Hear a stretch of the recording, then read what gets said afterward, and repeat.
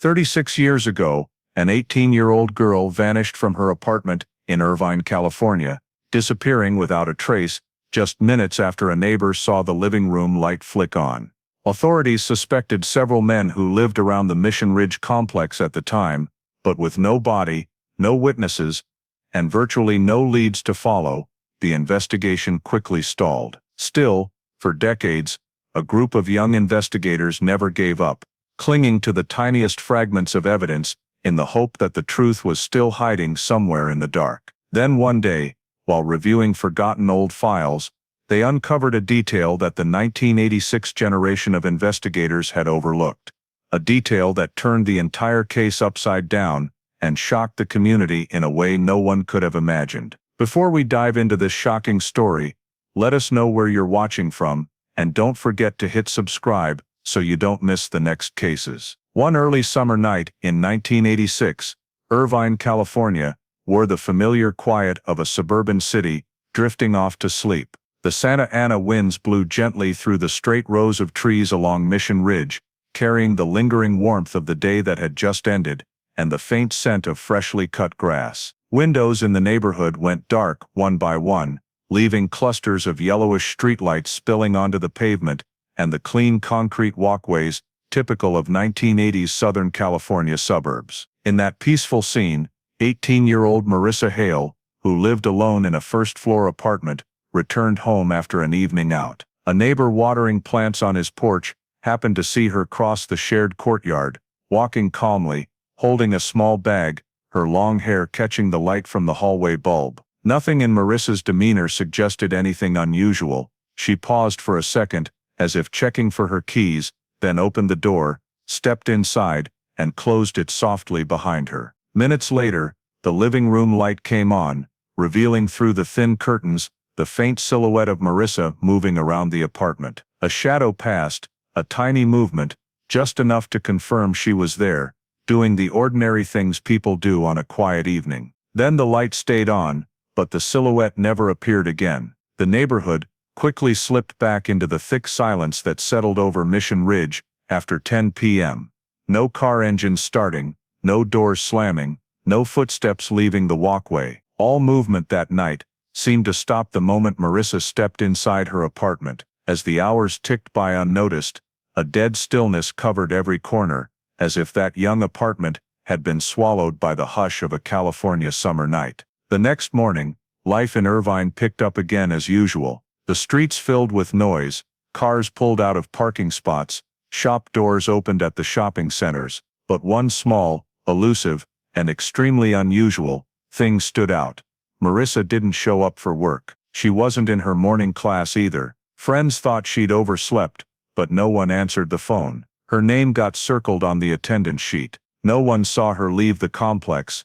No one heard her that morning. No one knew exactly what had happened after her apartment door closed the night before. When family members came to the apartment, they were met only with cold silence. The curtains were still drawn exactly as they had been the previous evening. The lights were off, and there was no sign Marissa had ever crossed the threshold that morning. Not a single jacket was missing, no footsteps, no note left behind. Just complete quiet and baffling absence, as if she had been erased from her own space. And that silence, abnormal, prolonged, and inexplicable, became the starting point for one of Irvine's most enduring mysteries, launching an investigation that would haunt detectives for more than 3 decades. That morning, when repeated calls went unanswered, and Marissa's absence could no longer be explained by any habit or oversight, the family decided to contact the police and request a welfare check. The report was taken much faster than most missing persons cases involving an 18-year-old, because Marissa had vanished under conditions that were too quiet, too sudden, and without any of the usual signs of leaving home. A pair of Irvine Police Department patrol officers were dispatched to Mission Ridge, approaching Marissa's apartment, while the early morning sun still hadn't burned off all the dew on the grass. They knocked several times, announced themselves, and waited. There was no sound from inside, no sign anyone was moving. Since the family confirmed Marissa lived alone and might be in medical distress, the officers proceeded with a welfare entry protocol. The apartment door was opened with a spare key provided by relatives, and the moment they stepped in, they felt the unnatural stillness the family had described. A quick scene survey began with the smallest details. The front door lock showed no signs of being picked or forced. The metal surface had no cracks or fresh scratches. The hinges were intact. No evidence of heavy impact. This immediately ruled out someone breaking in during the night. But right away, a paradox appeared. If no one had broken in, how had Marissa left without being seen? Stepping into the living room, the officers noted everything was exactly as tidy as it had been the night before. Chairs unmoved, tables untouched, the back door still locked. No suitcase, backpack, or personal items were missing. Her purse, keys, and handbag sat neatly on the table beside the sofa, as if Marissa had never intended to leave the apartment. That instantly eliminated the possibility of a voluntary departure. In the bedroom, the bed was still unmade from the night before, the bedside lamp off. Even at a glance, an experienced officer recognized the apartment felt frozen in time. An evening interrupted halfway and never resumed. There were no signs of a struggle, but also no signs of leaving. A perfect clean void that didn't fit any normal scenario. That very absurdity led the police to a conclusion faster than standard procedure. This was not a voluntary runaway situation, not a case for waiting the usual 24-48 hours required for adults. Instead, they immediately classified it as missing under suspicious circumstances. The Irvine Police Department decided to launch a full on-site investigation and requested additional personnel from the Detective Bureau. 2 officers immediately documented the exact position of every item, remeasured the front and back doors and windows. A preliminary sketch of the apartment layout was drawn right there at the scene for later forensic comparison. Everything was intact, too intact, and that made the disappearance even harder to explain. The first questions came fast and hard. How had Marissa been taken out? Was there someone familiar enough to enter without leaving signs of force? Or had she opened the door for someone she trusted, and then never come back? The officers noted these initial details, not because they proved anything, but because years of experience had taught them that silence at a scene often hides something more sophisticated, more dangerous. The complex was temporarily sealed, to prevent anyone from entering or leaving, and the family was asked to stay away until forensics arrived. The decision to open a formal investigation immediately was approved. An unusually quick step for a missing person case with no obvious signs of crime, but logical, when neither the apartment nor the victim offered any explanation at all. When the first report was completed, police marked the official start of the investigation. From what seemed like a harmless morning in Irvine, a decades-long search for the truth had officially begun, and every next step would only deepen the mystery surrounding the night. Marissa Hale vanished without a trace. Once the complex was secured and the initial report finished, the Irvine Police Department's forensics team was called to the scene. They arrived with specialized kits, high-resolution crime scene cameras, and low-angle lighting equipment to reveal traces the naked eye might miss. Deploying a full forensics team is normally reserved for cases with clear signs of crime, but Marissa Hale's disappearance defied every usual pattern. An apartment with no forced entry, no disturbance, no signs of departure. That very nothing demanded an inch-by-inch examination. Forensics started with the front door, the last place Marissa was seen entering. They examined the lock edge, hinges, weather stripping, and surrounding wood surface. Everything was pristine. No pry marks, no pressure dents, no fresh scratches. But that very cleanliness suggested a possibility. If someone had entered after Marissa, either she had let them in willingly, or they had a way to keep her from resisting. It proved nothing, yet ruled nothing out. Next, they used oblique lighting to look for foreign fingerprints on the doorknob. A few prints were found, but most were smudged and unusable. Marissa's own prints were present in all the natural places: doorknob, light switch, tablet tops. There were no standout foreign prints, no indication an outsider had touched unusual areas. But one veteran tech noted something odd. The overall number of fingerprints in the apartment was strangely low. Someone living alone, normally, leaves more prints through daily activity. This low trace environment wasn't enough to prove anything, but it didn't match the lifestyle of an 18-year-old described by her family. An eerie cleanliness, not extreme, but just enough to make the techs pause. Moving to the floor, they used blue light and infrared to search for footwear impressions, fibers, or any disturbance. A few reflective spots appeared, but closer analysis showed only ordinary dust or fibers from Marissa's own clothes. However, near the back door, they noticed a small area of flooring that appeared to have been wiped in small circular motions, inconsistent with the rest of the cleaning pattern. The spot was too tiny to conclude deliberate evidence removal, but too distinct to ignore. They marked it with chalk and photographed it under white, blue, and UV light.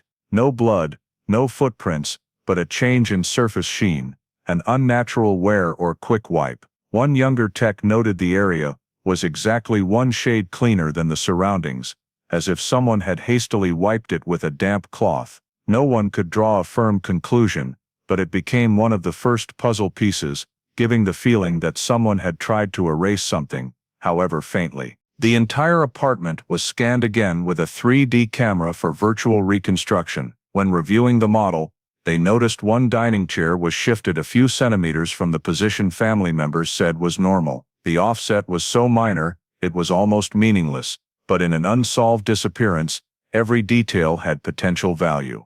The chair was marked, photographed, and measured. The bedroom was examined just as closely, from the edge of the sheets to the corners of the blanket. No signs of struggle, no torn fabric, no bruising or clumps of hair, but oblique lighting on the dresser top revealed a faint swipe through the dust, as if something had recently been placed there and then removed. They couldn't tell what or when, just a smudge in the dust, at adult hand height. Forensics documented everything, no conclusions, no exclusions. The only thing they knew for sure was that the apartment wasn't as empty as it first appeared. It contained tiny traces, too small to speak clearly, but enough to create a definite feeling, something was wrong here. Just 2 hours after starting, the team decided to extend physical analysis outside the apartment. They requested checks of the rear walkway, communal trash area, parking lot, and the fence separating Mission Ridge from the service road behind it.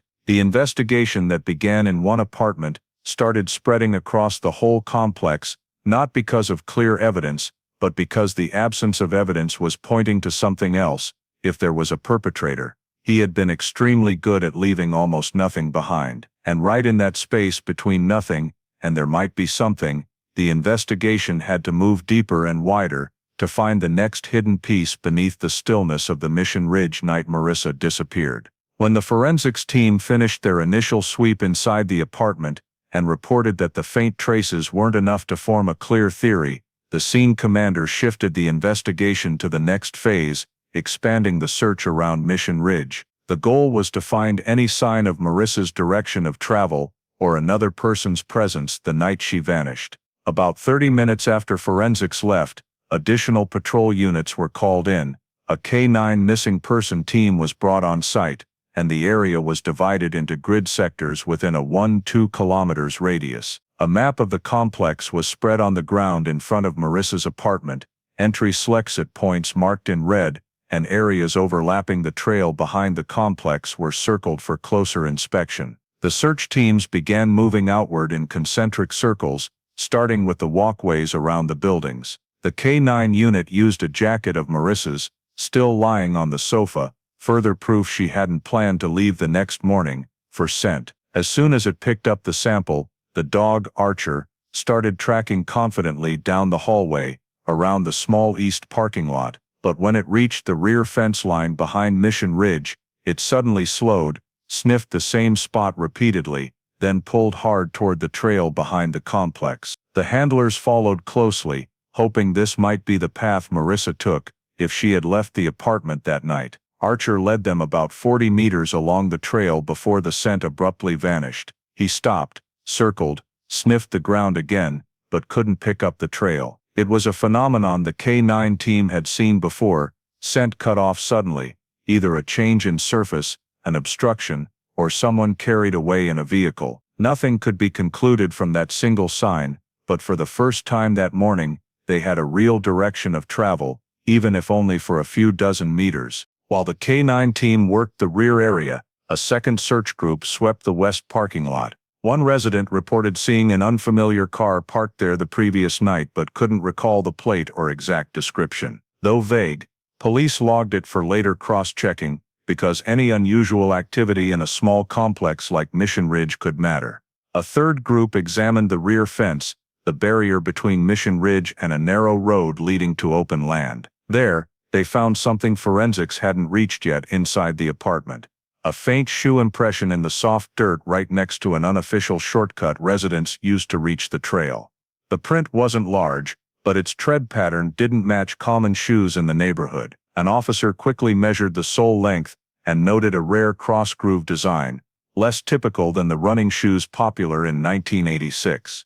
What drew more attention was that the print pointed toward the complex, not away from it. The heel was deeply impressed, as if the wearer had stood there for a while before moving. Still, a single shoe print wasn't enough to tie it directly to Marissa's disappearance. People used the area daily. But its timing, combined with the direction opposite normal foot traffic, made officers treat it as the first potentially relevant lead. They photographed it extensively, took soil samples beneath it, and marked the spot with a small wooden stake. As the search extended a few hundred more meters along the trail, no further clear traces turned up, no discarded clothing, no bag, no personal items, no blood or stray fibers. That emptiness started forming a pattern. If Marissa had left the apartment, either she was not in control of herself, or she was taken by someone able to control the situation without noise. Every sign was too faint to conclude anything, but clear enough to show something had happened behind Mission Ridge that night, something that made the trail the only direction all clues pointed toward. One young officer suggested expanding beyond the 2 kilometers radius to Culver Drive and the open lots near Irvine High School, in case a vehicle was involved and had parked temporarily. But the scene commander decided to gather all possible data inside the complex first. As the sun climbed higher and the temperature rose, the search paused in a mix of hope and confusion. They hadn't found Marissa, they hadn't found anything belonging to her. They hadn't found signs she had left. All they had was one strange shoe print, a scent trail that ended after a few dozen meters, and the distinct feeling someone had been in the area at a time no one was watching. For an investigation just getting started, that wasn't evidence, but it was the first real reason for suspicion, and the first moment police realized Marissa's disappearance might not just be a missing person case, but the beginning of something far more complicated waiting to be uncovered. After the 1-2 kilometers search yielded only a single shoe print, and the K9's broken scent trail, the scene commander moved the investigation to the next stage, reconstructing Marissa Hale's final known movements. With no solid physical clues, time and the people who had been around the area became the only things that could shed light on what happened the night she vanished. Police began interviewing every resident in the Mission Ridge complex, then expanded to everyone who knew Marissa, classmates, co-workers, relatives, close friends. The goal wasn't to find a suspect right away, but to piece together every memory, every small observation, every last action of Marissa's to try to pinpoint the exact moment she disappeared. But right from the very first interviews, contradictions started popping up. A neighbor, who lived directly across from Marissa's door, said he saw her come home around 9:30, carrying a paper bag that looked like it came from the nearby convenience store. Yet a resident upstairs insisted she saw the light in Marissa's apartment turn on later than that, possibly after 10 o'clock. One of Marissa's friends, who thought she'd gotten a message from her at 8:45 p.m., said the tone of the message was perfectly normal, but she wasn't sure whether Marissa went out again afterward. The discrepancies weren't just about timing, they were in the details people remembered. One person swore Marissa walked in looking hurried. Another said she seemed completely calm. A third thought someone was walking a few steps behind her, but couldn't make out who it was, under the dim yellow hallway lights. The timeline, instead of getting clearer, only grew more tangled. If Marissa got home at 9:30 p.m., why did the upstairs neighbors say the living room light didn't come on until around or after 10 o'clock? The front door was never opened again after that, something police felt certain about based on multiple residents who faced the hallway. So what happened in the window between when she stepped inside and when her silhouette vanished behind the curtains? When all the statements were cross-checked, a gap from roughly 9:40 p.m. to around 10:20 p.m. became the focal point. Nobody saw Marissa leave. No unusual sounds came from the apartment. No loud door slam, which was notable because the main doors at Mission Ridge always made a distinct click when they closed. It was as if that slice of time had been cut clean out of the complex's night. While they were still trying to pin down the timeline, one statement made detectives stop writing.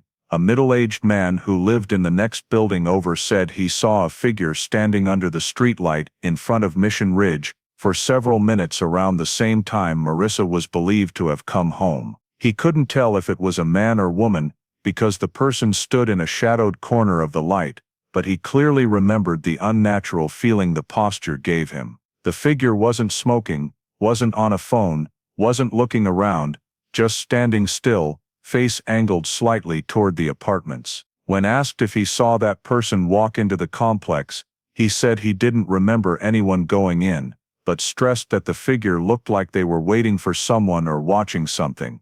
That statement added a brand new variable to the investigation. If the figure was there around the time Marissa arrived, it might be the only non-resident present at the critical moment. Everything remained vague, though the neighbor couldn't pin down the exact time, couldn't describe appearance, and wasn't sure which way the person eventually left. But one small detail stood out: the distance between where the figure stood and the rear exit where the shoe print was found wasn't far at all. That was enough for police to flag the statement as a potentially significant lead. When pressed for anything else, the neighbor thought hard, and finally said he had the feeling he was being watched back as he walked past the stranger, even though he never saw a face clearly. The feeling vanished as soon as he kept walking, but it was strong enough that he remembered it the next morning, when he heard Marissa was missing. Putting all the statements together only made the final picture murkier. Some were certain Marissa was alone, others said someone was following her, still others remembered the apartment light coming on later than when she was seen entering. No single statement destroyed the whole picture, but they overlapped in ways that created unexplainable gaps in time. Police couldn't force statements to line up perfectly. That's almost impossible in any investigation. But they could establish one thing: the period right after Marissa walked in was unstable, and something happened inside that gap. With a fractured timeline and a mystery figure on the edge of the complex, the investigation started shifting from searching for a missing person to finding an explanation for a sequence of moments that don't add up. And that uncertainty pushed detectives to look at elements that didn't rely on human memory, physical evidence, to figure out what really happened the night Marissa Hale vanished. The conflicting timeline statements sent police back to something they hadn't been able to fully explain since that first morning. Why was Marissa's apartment too clean? Clean in a way that didn't match natural living. People who had been inside her place described her as neither messy nor obsessively neat. She was a busy student. The apartment usually had little everyday traces: water glasses left on tables, books open on chairs, shoes slightly out of place by the door. But when forensics walked in, and it became even clearer once the scene photos were studied, everything felt unnaturally tidy. No items on the floor, no clear handprints on surfaces. Even the spots family said Marissa touched the most were almost free of natural sweat, skin oil, or dust buildup. The cleanliness wasn't extreme to the point of being obvious, but it was clean in an unnatural way. That exact phrase appeared in one forensic tech's internal report. During deeper analysis, forensics used oblique lighting from multiple angles. This technique often reveals wiping motions on wood or laminate, marks the naked eye misses. Near the back door, exactly where the team had been suspicious from the start, they found numerous faint, small, overlapping circular streaks. The streaks weren't clear enough to identify the wiping material, but one thing was certain: they weren't the natural wiping pattern of regular housekeeping. The circles were uneven, yet all showed small, meticulous motions, as if someone was trying to clean one very specific spot without cleaning the whole area. Forensics marked the spots with neon chalk, photographed them under 3 different light sources, then enlarged the images to study the streak structure. The results showed the floor surface in the circular areas was lightly abraded, creating a different sheen from the rest of the floor. That only happens when someone uses light pressure and tiny motions to avoid leaving long streaks, a technique common among people experienced at erasing evidence. Along the back door handle, forensics also found a glow patch under blue light. It wasn't a fingerprint, it was a wipe halo. Though no cleaning chemical was visible to the naked eye, a fine fiber cloth had likely been used. Wiping a door handle isn't unusual. The problem was that surrounding surfaces weren't wiped. Only the handle and a small area around it were cleaned. This was exactly the kind of inconsistency forensics flags. If someone wipes a handle for regular cleaning, they wipe the surrounding area too, but if someone wants to erase fingerprints, they only need to wipe the handle and direct contact zones. It didn't prove criminal activity, but it broke the logic of a naturally lived-in space. At the dining table, forensics kept examining items closely. The chair that was shifted a few centimeters, the detail noted during the initial walkthrough, showed similar signs. The right armrest was noticeably cleaner than the left. Under UV light, that armrest had none of the natural skin oil residue or tiny scratches typical of a regularly used wooden chair, while the other armrest showed all the normal wear. The asymmetry drew major attention. Someone had either gripped that armrest or wiped evidence from it without touching the rest of the chair. The bedroom had even more anomalies. The dresser edge near the bed had a horizontal dust-free swipe that looked anything but accidental. Strangely, dust on the rest of the dresser was even, but the wiped line was too straight, too neat to be casual. Forensics described it as a void that had been taken away. When they compared other surfaces in the room, they found one standout spot: the area where Marissa's light footprints should have been, from bed to the small table by the window, was almost completely clean. That section of floor had less dust than anywhere else, as if someone had walked across it or deliberately cleaned a specific path. This led the forensics team to a major working theory: if a perpetrator had been inside the apartment, that person not only moved around, but knew exactly where to erase traces. One of the most seasoned members of the forensics team, after examining the entire scene, remarked, "You don't see footprints, you don't see foreign prints, you don't see disturbed items. The scene is too clean, the kind of clean that leaves only 2 possibilities. Either nobody was here, or someone really knows how to hide that they were." The wiped marks, the odd clean patches, the repeating circular streaks, the surface asymmetry, all pointed to a deliberate effort to remove evidence, even if it wasn't perfectly executed. Still, forensics lacked enough to say what, if anything, had been removed or to infer motive. Their interim conclusion was the scene does not resemble a natural break-in. On the contrary, it shows signs of post-incident tampering, and the person who tampered knew what needed to be erased. That finding pushed the investigation in a completely different direction. If someone had cleaned up, reconstructing the truth would be far harder. It also meant whoever was responsible for Marissa Hale's disappearance might not be a random actor, but someone who knew how to vanish, and how to make someone else vanish too. From here, police had to widen the scope, no longer relying only on the scene, but on how the scene was no longer itself. The evidence of tampering meant police could no longer treat this as a standard missing person case. So the next step was to screen initial persons of interest, focusing on anyone who could have accessed Marissa's apartment or been in the area when she disappeared. 3 groups were identified immediately: Marissa's boyfriend, the downstairs neighbor, and a utility worker who had been in the complex 2 days before she vanished. The most obvious first suspect was Marissa's boyfriend, Jacob Ellison, a sophomore at the same school. Jacob was brought in for questioning. On paper, his alibi was solid. He said the night Marissa disappeared, he was at his roommate's house where 4 friends hung out watching movies and playing cards until late. The 3 other friends all backed him up, down to tiny details like the movie title, what they ate for dinner, even a heated argument about the Oakland A's during a commercial break. The problem was that Jacob described the evening as just a normal night, yet one of the friends mentioned Jacob seemed tense when asked about Marissa, and said he hadn't texted her all day. When asked why, Jacob replied, "She was busy. We both knew that."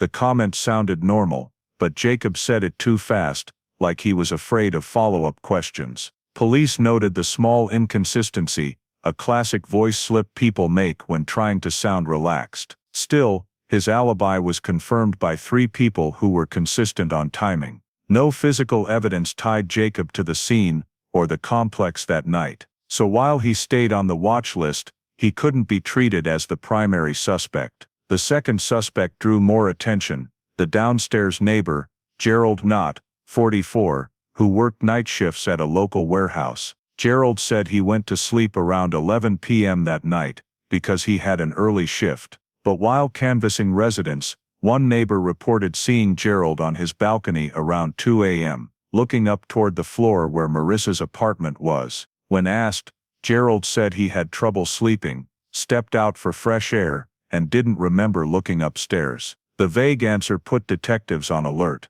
Throughout the interview, Gerald avoided eye contact, kept wringing his hands, and when asked a second time about 2 a.m., he changed his tune and said he wasn't sure he'd been outside then. Standing on a balcony isn't illegal, but the behavior and inconsistency made him a person to watch. Still, there were no signs of entry from the balcony, and nothing in Gerald's apartment linked him to Marissa, so he remained only a person of interest, not a formal suspect. The third suspect was a side case, but couldn't be ignored, a utility technician from the local power company, who had been at the complex exactly 48 hours before Marissa disappeared. According to work logs, the man, Trevor Quinn, was there to check wiring and breaker boxes after reports of minor power flickers from several units. Trevor confirmed he was at Mission Ridge that day. However, the entrance camera, a still photo type common at the time,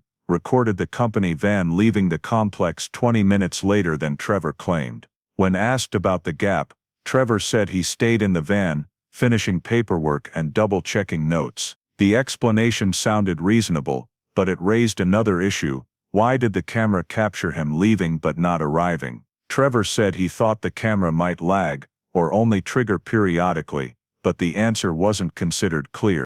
Police checked Trevor's work logs and confirmed he was indeed assigned to the area that day and had no prior record or disciplinary reports.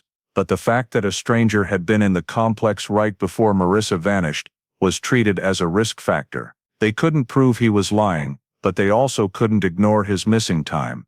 When the 3 suspects were reviewed together, police saw a core problem. None had enough evidence to be a clear perpetrator, yet each had something off. Jacob had a solid alibi, but answers that were too smooth.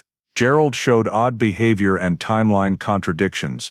Trevor couldn't fully explain the time gap or why the camera missed his arrival. Still, no physical traces, no direct witnesses, no clear motive. Each person was only possibly involved, not enough for deeper search warrants or arrests. All police could do for now was keep monitoring, watch for behavior changes, and prepare for the next step, digging into the connection between a tampered scene and people who could have accessed the apartment. But as detectives went back over all the data from the night Marissa vanished, they began to realize the initial 3 suspects might only be the surface of something far more complicated, lurking underneath, something the Too Clean scene had started hinting at but couldn't yet put into words. The lack of a breakthrough from the first 3 suspects forced the team to shift focus to a different angle, looking for a crime pattern instead of just a person. This was especially critical when Marissa's scene showed deliberate tampering, and the absence of traces itself had become the biggest red flag. One of the most experienced detectives, who had handled dozens of residential break-ins across Orange County, suggested rechecking unsolved cases in the area from the previous 2 to 3 years. The original idea was simply to see if a repeat offender was active, but what they found opened an entirely new direction. In the old case files of Irvine and Tustin police departments, 3 break-ins from 1984 and 1985 had very little evidence and no solved perpetrator. 2 in Tustin and 1 in Santa Ana shared striking similarities. All happened at night, in apartment complexes, typical of California suburbs, buildings virtually identical to Mission Ridge, where Marissa lived. And the most notable commonality was the entry pattern: no forced locks, No footprints left behind, no noise, and crucially, some traces had been wiped or cleaned in ways that made it hard for forensics to track the intruder's movements. In the 1984 Tustin case, the victim was a woman living alone. She woke up near dawn to find her back door slightly ajar. Nothing was taken, no signs of struggle, but forensics found wiping marks similar to the circular patterns later seen in Marissa's apartment. The woman never saw anyone and reported it as possibly the wind blowing the door open, but police concluded that was almost impossible. The doors in that complex were heavy and only opened with deliberate pull. In the 1985 Santa Ana case, a couple discovered their living room window cracked open in the morning. Strangely, the window frame showed horizontal wiping marks, as if someone had touched it then decided to erase fingerprints. Again, nothing was stolen, no alarm, no noise, no witnesses. The case quickly went into the unknown purpose file and was never deeply pursued. When detectives broadened the search to similar incidents in Orange County, around the same period, they uncovered an eerie list of parallels. Silent entry, no forced locks, minimal disturbance, wiping marks found near handles, door edges, or contact surfaces. Victims heard no sounds, no items taken or property damage. This is a type of entry that isn't driven by theft, a rarer pattern, but not unheard of. Investigators call this kind probing entry. The perpetrator breaks in not necessarily with a clear goal, but to gather information, observe, or simply test how easily they can get in. A criminal behavior analyst was consulted and remarked, "This type of offender isn't interested in possessions. He's interested in control over the space, the timing, and the victim." What was even more chilling was when they placed Marissa Hale's case next to those three earlier break-ins. The pattern matched in disturbing ways: absolute silence, highly selective wiping of contact points, and disappearance without a trace. Marissa never had a chance to call for help or time to fight if someone entered without forcing the lock. That aligned perfectly with the common denominator. The perpetrator likely understood the layout of suburban California apartments and knew that complexes like Mission Ridge had air vents and access points in the least monitored spots. Another key point: all four complexes, Tustin, Santa Ana, and Irvine, were built in the late 1970s, using the exact same hinge design, lock type, and rear sliding door system. That led to a spine-chilling observation from forensics: if someone knows the structure of one apartment in this group, they can figure out how to enter every other apartment of the same design. When police pulled the original builder's blueprints, they confirmed it. Every complex followed the same standard, with known weaknesses at the back door and lower-level vents. If the perpetrator had ever worked for a maintenance or construction company, or simply lived in one of these units, they could gain access without leaving pry marks. A young detective summed it up: the guy didn't need to break in, he just needed to know the weak spot. And then, when all the patterns were lined up, silence, evidence wiping, structural knowledge, entry and exit without traces, the team started recognizing a familiar profile, though no one dared say it out loud.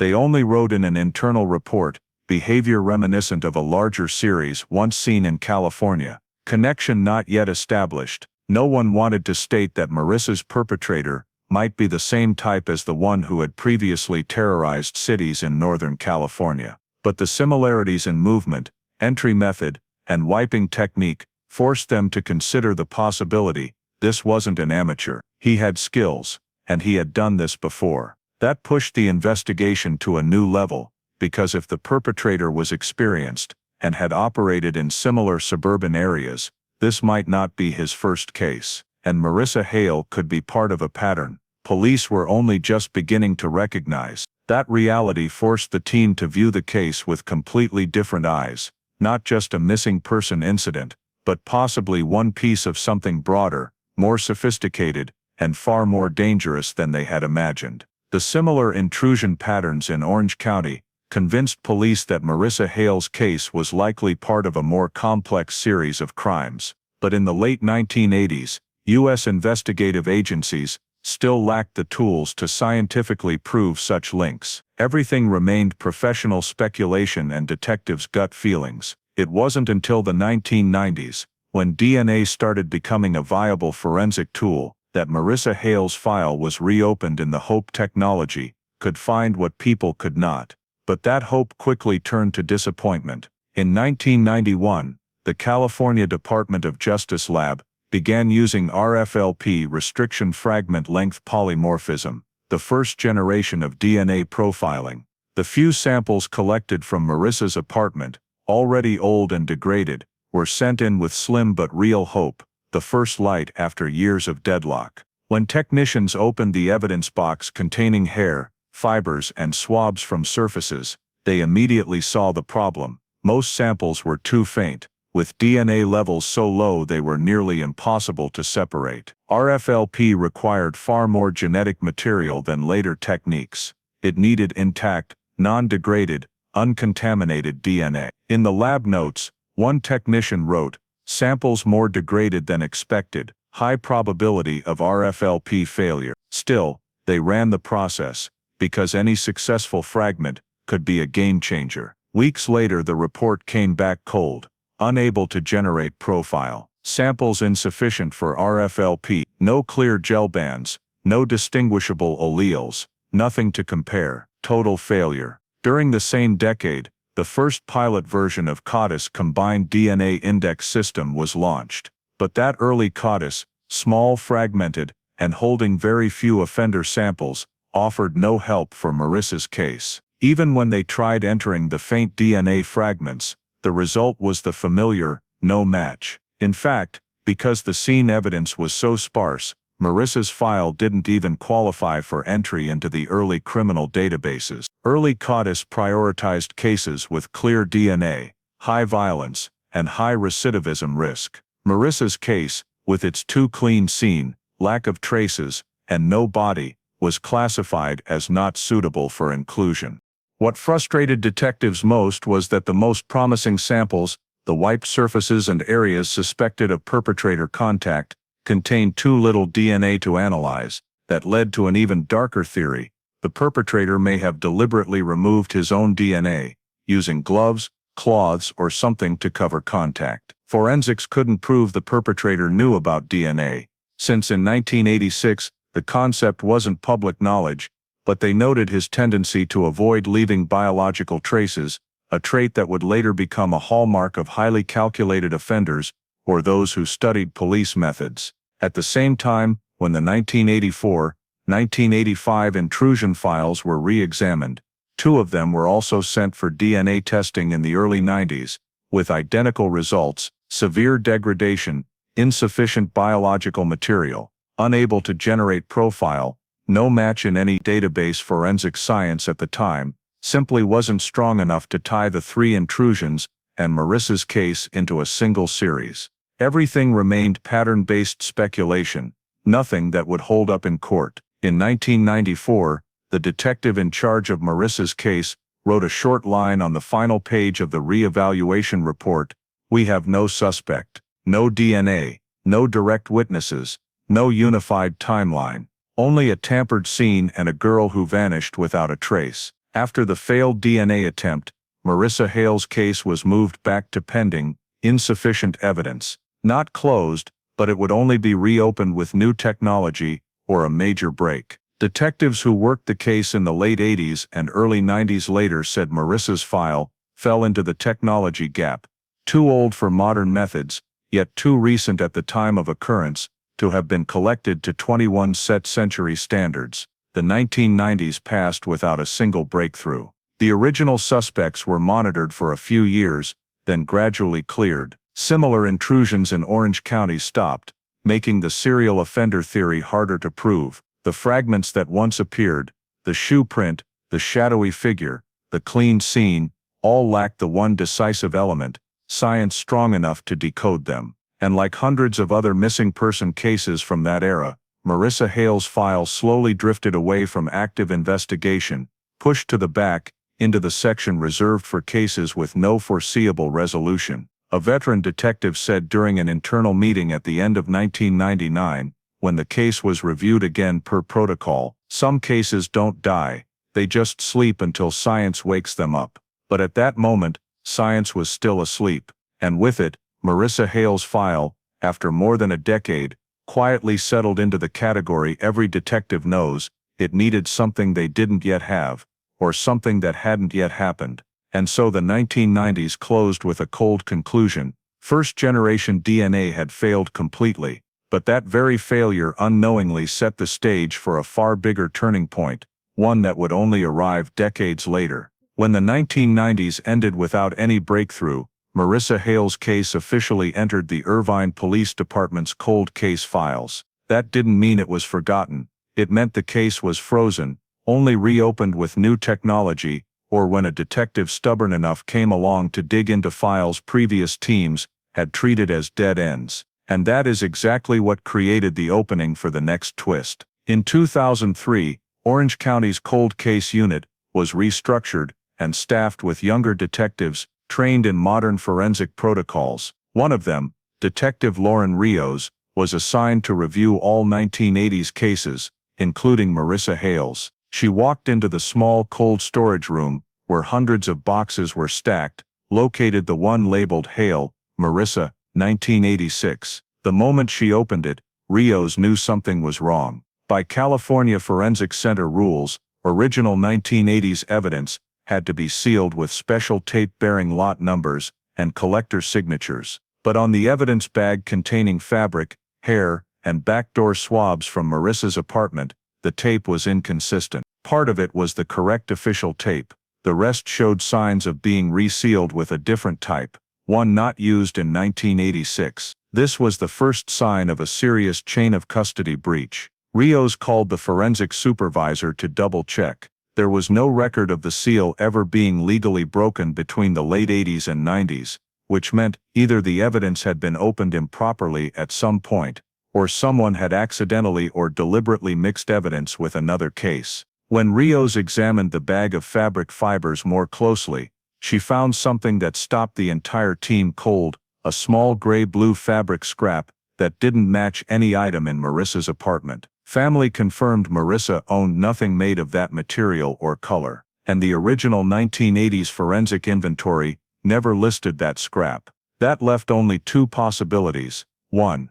The fabric belonged to a stranger who had been inside the apartment. 2. The fabric had been mixed in due to police error during collection or storage. Both possibilities were dangerous in their own way. Rios sent the fabric for modern fiber analysis, knowing DNA was likely long gone. But structural analysis revealed the fabric type matched a scrap found in a 1984 Tustin break-in, the very case the earlier team had flagged as pattern similar to Marissa's. Even more telling, the 1984 sample had also been stored in a small evidence bag, and there was a vague report that the bag was reopened in the late 80s for intrusion pattern comparison. No one knew if that reopening followed protocol, but now that two fabric scraps, one from 1984, one from Marissa's case, might have ended up in the same evidence bag, the unavoidable question arose: was this a real link between the crimes, or just police contamination? Rios wrote in her report, "Cannot rule out that the 1984 perpetrator left trace evidence in the 1986 case." Then added the next line, "Also cannot rule out evidence mixing due to sealing error." An agonizing twist: the evidence might hold the answer, or it might be completely wrong. When she re-examined the 1984 file, Rios saw a gray-blue fabric scrap had been found near a slightly opened window. That scrap shared characteristics with the one mixed into Marissa's file: soft synthetic fibers commonly used in 1980s work clothes or utility jackets. But when size, color, and fiber pattern were compared under a microscope, forensics concluded the two pieces were same type, but not confirmed from the same garment. That only made things messier. The perpetrator could have worn the same kind of clothing across multiple crimes, or the cases were unrelated, and storage errors had ruined the evidence. To try to resolve it, Rios tracked down the 1986 evidence collector's notebook. On one faded margin page was a barely legible note: fabric similar, Tustin. No name, no date, no context, just an unfinished question. That told the team something unsettling. The 1986 forensic team may have known about the 1984 fabric and compared them informally, but because the match wasn't conclusive, they never included it in the official report. The mistake became a double-edged sword. If the cases were linked, this was the first hard clue pointing to a single offender operating across suburbs. If they weren't linked, the fabric could derail every future analysis. Police decided to re-examine the entire evidence vault for both cases.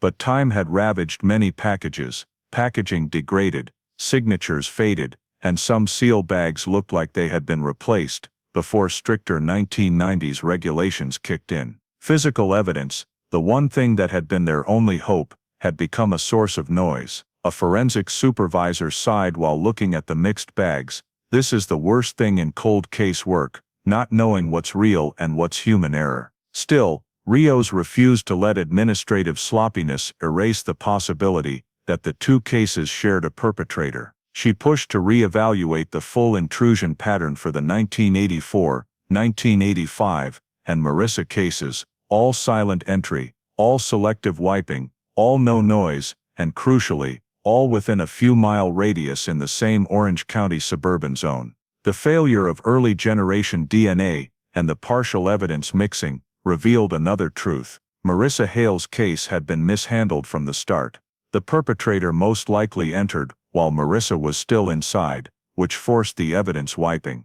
Or the very act of cleaning had left so little trace that forensics couldn't see it. After putting everything together, the cold case unit made a decision. The case would stay open, but be reclassified as cold case with potential linked incidents. And so, after nearly 2 decades, a question that should have been asked in 1986 was finally made official. Marissa Hale's case did not stand alone. It might be one link in a chain, or evidence contamination had hidden the truth for a very long time. But to find out which was true, investigators needed more than old technology and messy files. They needed a tool that, at that point, still did not exist.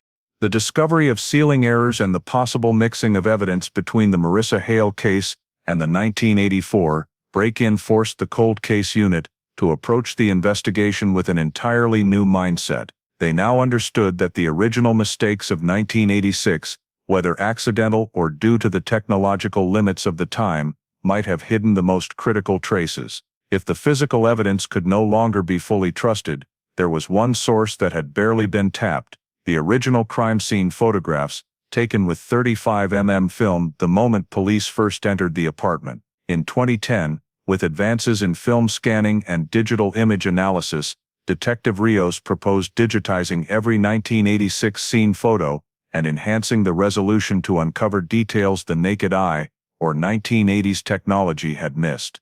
The film rolls were pulled from storage, most still perfectly preserved thanks to years in a cold, dark environment. As the images were scanned and light balanced, lines and shapes that had once been blurry or invisible began to sharpen. At first glance, Marissa's apartment still looked unnaturally tidy, furniture perfectly aligned, balcony door closed, living room light casting soft patches through the curtains. But when a forensic technician zoomed in on a photo taken from the hallway outside, aimed straight at Marissa's door, she suddenly called Rios over. "Look at this." In the corner of the frame, where light from the opposite apartment reflected off the small glass panel in Marissa's door, something no one had noticed for years finally appeared. A faint human silhouette. It wasn't Marissa. The body shape didn't match. The figure was extremely hard to make out. It only became visible after contrast was boosted and details amplified. Yet it was unmistakable, a person standing several feet back from the door, slightly angled toward the opposite window. The shape wasn't round like an object's shadow. It had shoulders, arm length, and an unnaturally still posture. Rios asked forensics to run edge detection and reflection analysis on the glass surface. The results confirmed the silhouette was not digital noise, but a real image, simply too faint for 1986 technology. Most importantly, the light direction and reflection angle placed the figure exactly where a 1986 witness had described standing, near the streetlight where the neighbor said he saw someone just standing, looking toward the apartments. The silhouette in the photo, however faint, stood in precisely that spot. For the first time in 24 years, that witness statement had supporting evidence. Rios immediately contacted the original witness, Harold Beckford, the neighbor who had reported the figure but couldn't describe a face or exact time. Now in his 70s and living in a small town near Riverside, Beckford was initially hesitant. "I'm not sure I remember anything anymore," he said. But when Rios showed him the enhanced photo, he stared at it for a long time, then slowly, "Yes, that's the spot. That person was standing right there." Rios asked the question he couldn't answer 24 years earlier. "Do you remember which way the person was facing? Did you get the feeling they were doing anything specific?" Beckford went quiet. Rios thought he was about to refuse, but then he sighed. "That night, I didn't just feel like they were looking. I felt like they were waiting for a signal from someone." This was a major shift. In 1986, Beckford had only said he saw a motionless figure. 24 years later, with memory triggered by the image, the feeling he described was completely different. It suggested purposeful behavior, not random loitering. When asked why he never mentioned that in 1986, his answer stuck with Rios forever. "Because I thought I was imagining it, but when you showed me this shadow, I know I wasn't." The new statement wasn't strong legal evidence, but it changed the behavioral profile. Instead of treating the perpetrator as a no-objective intruder, the team began suspecting the person had been watching Marissa or the complex before acting. In another photo, taken right after forensics entered the apartment, a technician spotted a different tiny detail on the glass of the back door, a faint vertical reflection, too subtle for the naked eye, but when contrast was raised, it revealed a white streak that was longer and straighter than the circular marks found on the floor. It could have been made by a hand or a flat object. Oddly, the streak wasn't on the lower glass where cleaners usually focus, it was near the top edge, where an average height person would have to reach or stand on tiptoe. This led forensics to conclude the perpetrator likely touched the door in a way that forced a mark, then immediately tried to wipe just that spot, leaving no clear fingerprints. In other words, the perpetrator was both careful and made a small mistake, and that mistake only surfaced with 2010 technology. Photos taken from the opposite apartment were also re-examined. One hallway shot from a distance showed Marissa's faint silhouette entering her door, a clearly female shadow, but forensics noticed a second reflection next to hers, lower, separated by a few feet, and partially hidden behind the wall edge. No one could say for sure it was a second person, but it wasn't a reflection of hallway furniture. The position shifted slightly between shots. This raised a new possibility. Marissa may not have been completely alone when she walked in, even if whoever was behind her stayed just outside clear reflective range. Putting it all together, a photo showing a figure outside in the exact spot the old witness described.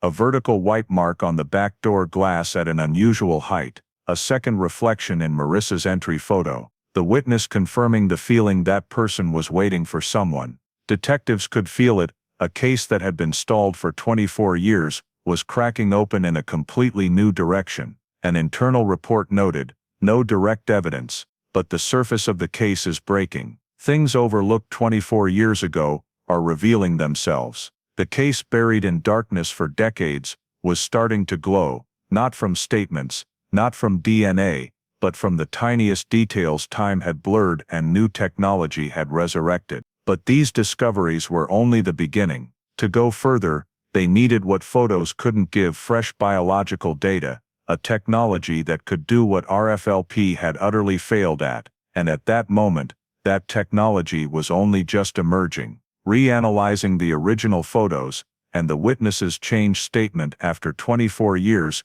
gave the Marissa Hale case its first real new direction since the 1980s. But while those findings illuminated the behavioral picture, they still didn't answer the central question: who entered Marissa's apartment? No usable DNA, no fingerprints, no identifying features that could name a person. In the 2010s, American investigations entered a new era, one where DNA was no longer just a biological trace, but a genealogical map that could trace back to a person's ancestors. The concept of forensic genealogy, once considered unrealistic, had already proven its power in a handful of extremely difficult cases by 2010. That was why the Orange County Cold Case Unit decided to attempt what would have been unimaginable 24 years earlier: turn the degraded DNA samples from the scene into a family tree roadmap.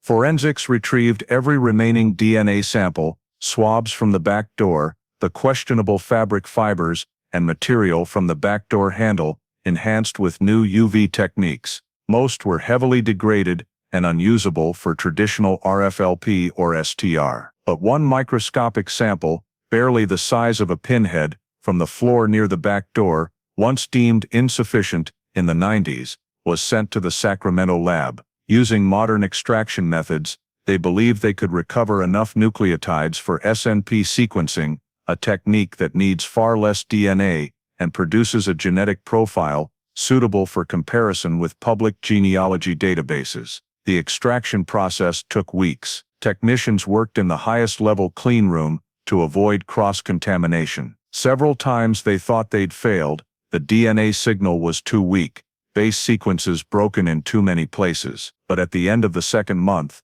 a young technician jumped from his chair and shouted across the lab, "We've got a signal, it's SNP, not STR, but it's enough to build a profile." For the first time in 24 years, the Marissa Hale case had a complete DNA profile, not one for direct CODIS matching, but an SNP profile, perfect for finding distant relatives on sites like GED Match and Family Tree DNA. The SNP profile showed the sample belonged to a male with a haplogroup common in Northwest European ancestry, widespread in California, but one rare variant on chromosome 7 caught the genealogist's eye, a marker often tied to an old lineage centered in California's Central Valley, specifically the Fresno and Bakersfield areas. Once the profile was legally uploaded to GED Match, matches appeared within days. A man in Fresno showing a third, fourth cousin once removed, level of relation, and a woman in Bakersfield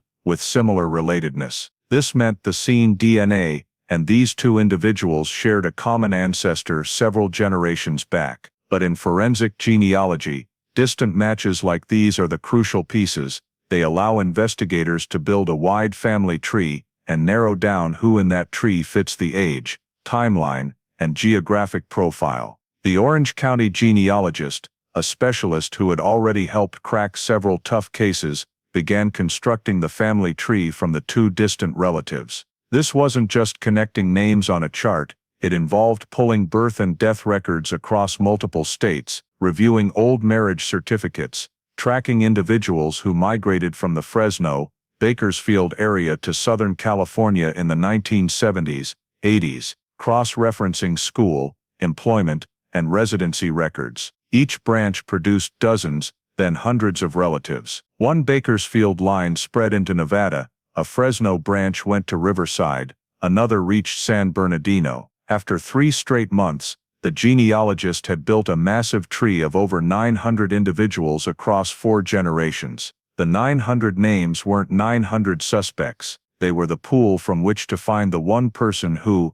in 1986, could have been near Irvine, was male, the right age, roughly 20-45 at the time, and had access to suburban apartment layouts. Filtering by age dropped the list from 900 to 112. Filtering by geography, who lived in or near Orange County in the 1980s, brought it to 34. Filtering by occupation, anyone in maintenance, electrical work or suburban construction, left 11. Filtering for no major criminal history, this type of offender usually stayed under the radar, left 7. Filtering by specific residency, who lived within a 10-mile radius of Mission Ridge, left 4. The most striking name had a historical address in Tustin, just blocks from the 1984 break-in scene, and had also been in the Santa Ana area in 1985. But what made investigators freeze was a small note in the file. This individual had lived in Irvine during spring 1986,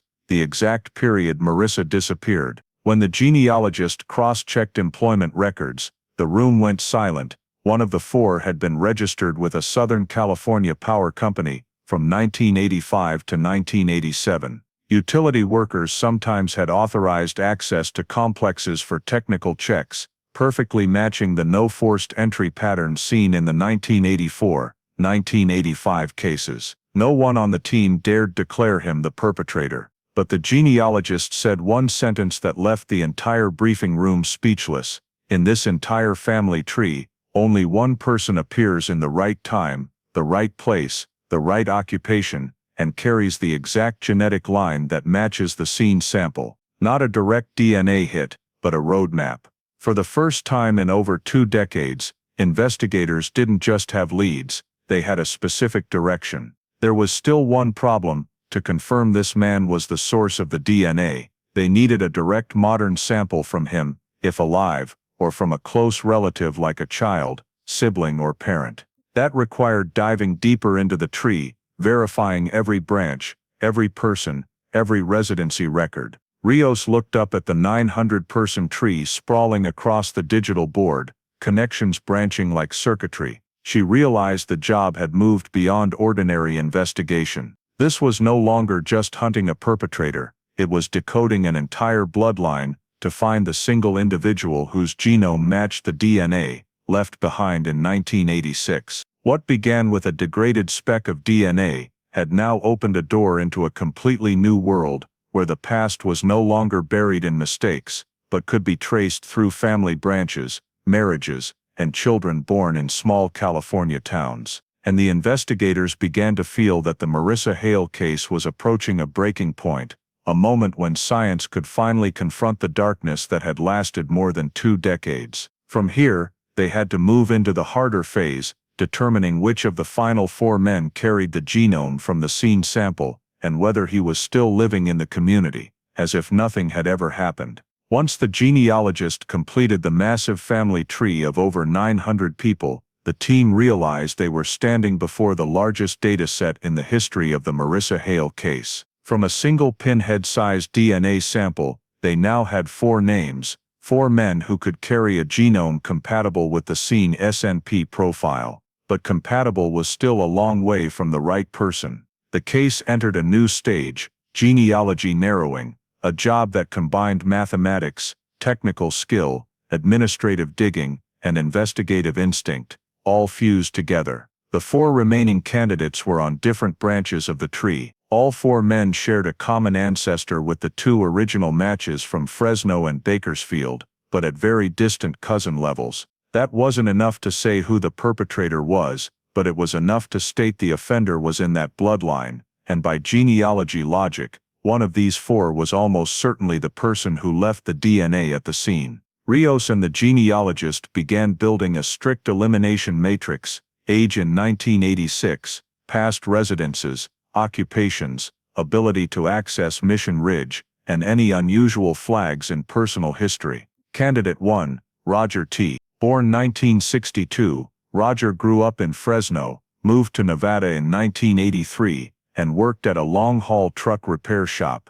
Tax records showed he worked continuous night shifts throughout 1986, with no evidence he ever lived in or traveled to Orange County during the period Marissa vanished. Family confirmed Roger never left Nevada that year, due to intense work demands. Forensic genealogy didn't remove Roger from the list immediately. They needed certainty, but the team considered his involvement extremely unlikely. Candidate 2, Daniel K. Born 1955, Daniel had a more complicated record. He was a delivery driver who traveled across Central California in the 1980s. Official residency data, however, placed him in San Luis Obispo in 1986, more than 200 miles from Irvine. Daniel also had minor theft convictions, but all post-1990.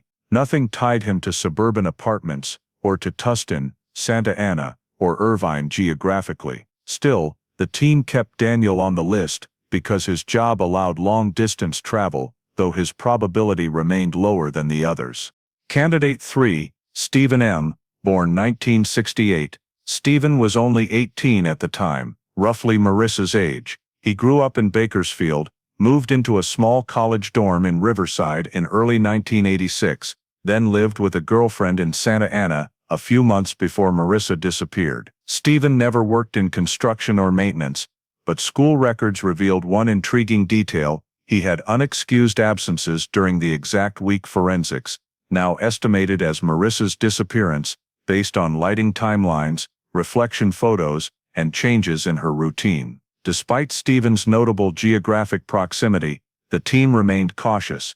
His young age in 1986 raised questions about whether he could have possessed the skill for traceless entry, and then they reached the fourth candidate, the one who silenced the entire briefing room. Candidate 4, Harold Brixley, born 1954. Harold Brixley had every characteristic the case demanded: the right age, residence near the scene, an occupation that granted access to suburban apartment layouts, and a suspicious gap in his personal history. Residency records were explicit.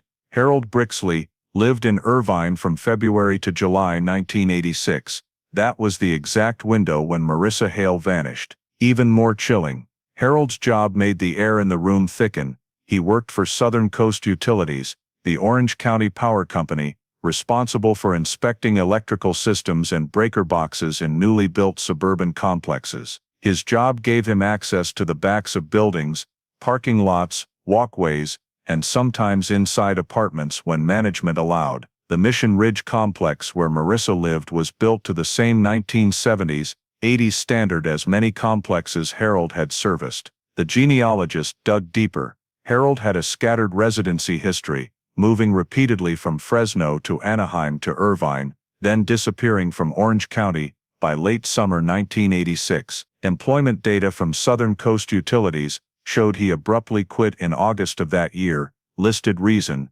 moving to another field. No one knew what field. Harold left no public employment trail after 1987. Investigators pulled financial records, almost nothing beyond a few minor transactions. No marriage, no children, no owned property, only short-term rentals in low-income complexes. Harold's personal history read like someone who existed on the edge of society, present in residency systems, but leaving almost no life footprint. The moment investigative instinct kicked in, when Rios pinned the enhanced photo, the one with the reflected silhouette, to the board next to Harold's residency timeline, she spotted a chilling overlap. The silhouette's position lined up perfectly with the walkway leading to the parking area where utility workers commonly parked for line checks. Not proof, but a coincidence the cold case unit could not ignore. Further narrowing, the team went into Southern Coast Utilities' back office archives. They found old work logs, incomplete but telling. Harold was assigned to Irvine from March through the end of May 1986. During the week Marissa disappeared, Harold had one day marked field inspection, Mission Ridge adjacent properties. The note didn't specify which building he inspected. This was no longer coincidence, this was timeline intersection. Genealogist's preliminary conclusion: the normally cautious genealogist spoke without hedging for the first time. Of the 4 remaining candidates, only one satisfies all 3 conditions simultaneously. 1. Genetic proximity, closest match to the SNP sample. 2. Geographical proximity, lived in Irvine during the exact period. 3. Occupational proximity, job that fits the clean entry pattern. That person was Harold Brixley. The big problem: Harold had left California long ago. Records after 1987 grew faint. He moved to Arizona, then New Mexico, then dropped off public systems entirely in the 1990s. It wasn't clear if he was still alive. A few former co-workers recalled Harold as quiet, sullen, but always on time. No one remembered him having close friends. Notably, one old roommate said Harold had a weirdly deep knowledge of doors, hinges, and back entrances in apartment buildings, as if he spent time studying layouts instead of just reading meters. That statement gave Rios chills. It was the exact pattern of the 1984-1985 suburban intrusions they had analyzed. Key realization: DNA doesn't just find who, it finds where. Genealogy showed the sample belonged to Harold's family branch. Harold was in Irvine during the critical window. His work schedule placed him at Mission Ridge. None of the other 3 candidates matched the timeline so precisely. Next step: to confirm Harold as the source of the scene DNA. The team needed an old or current sample, from Harold himself if alive, or from a close relative, parent, sibling, or child if any existed. But Harold's file was so thin, he appeared to have lived a life deliberately designed to leave no trace. Finally, investigators wrote one line in the internal report: "We have narrowed genealogy." 4 became 1. Every line points to Harold Brixley. Now only one question remains. Where is he? That question opened the door to the next phase, the phase where the investigation would shift from science to real-world hunting. When the genealogist concluded that of the 4 remaining candidates, only Harold Brixley fully satisfied all 3 conditions, genetic, geographic, and occupational, the Orange County Cold Case team decided to reopen Harold Brixley's entire 1986 file, hoping to find clues that had been dismissed as unimportant at the time. What they uncovered wasn't just unusual, it showed the system had once been inches from the perpetrator and let him slip away right in front of them. Rios and her team opened the thin evidence box labeled, Brixley, Harold, Interview 1986, Tier 3 Elimination. Tier 3 meant early elimination group, typically people with no direct connection or statements that 1986 investigators saw no reason to pursue. In the eyes of the original detectives, Harold was just one of hundreds of local men briefly questioned in the first days after the disappearance.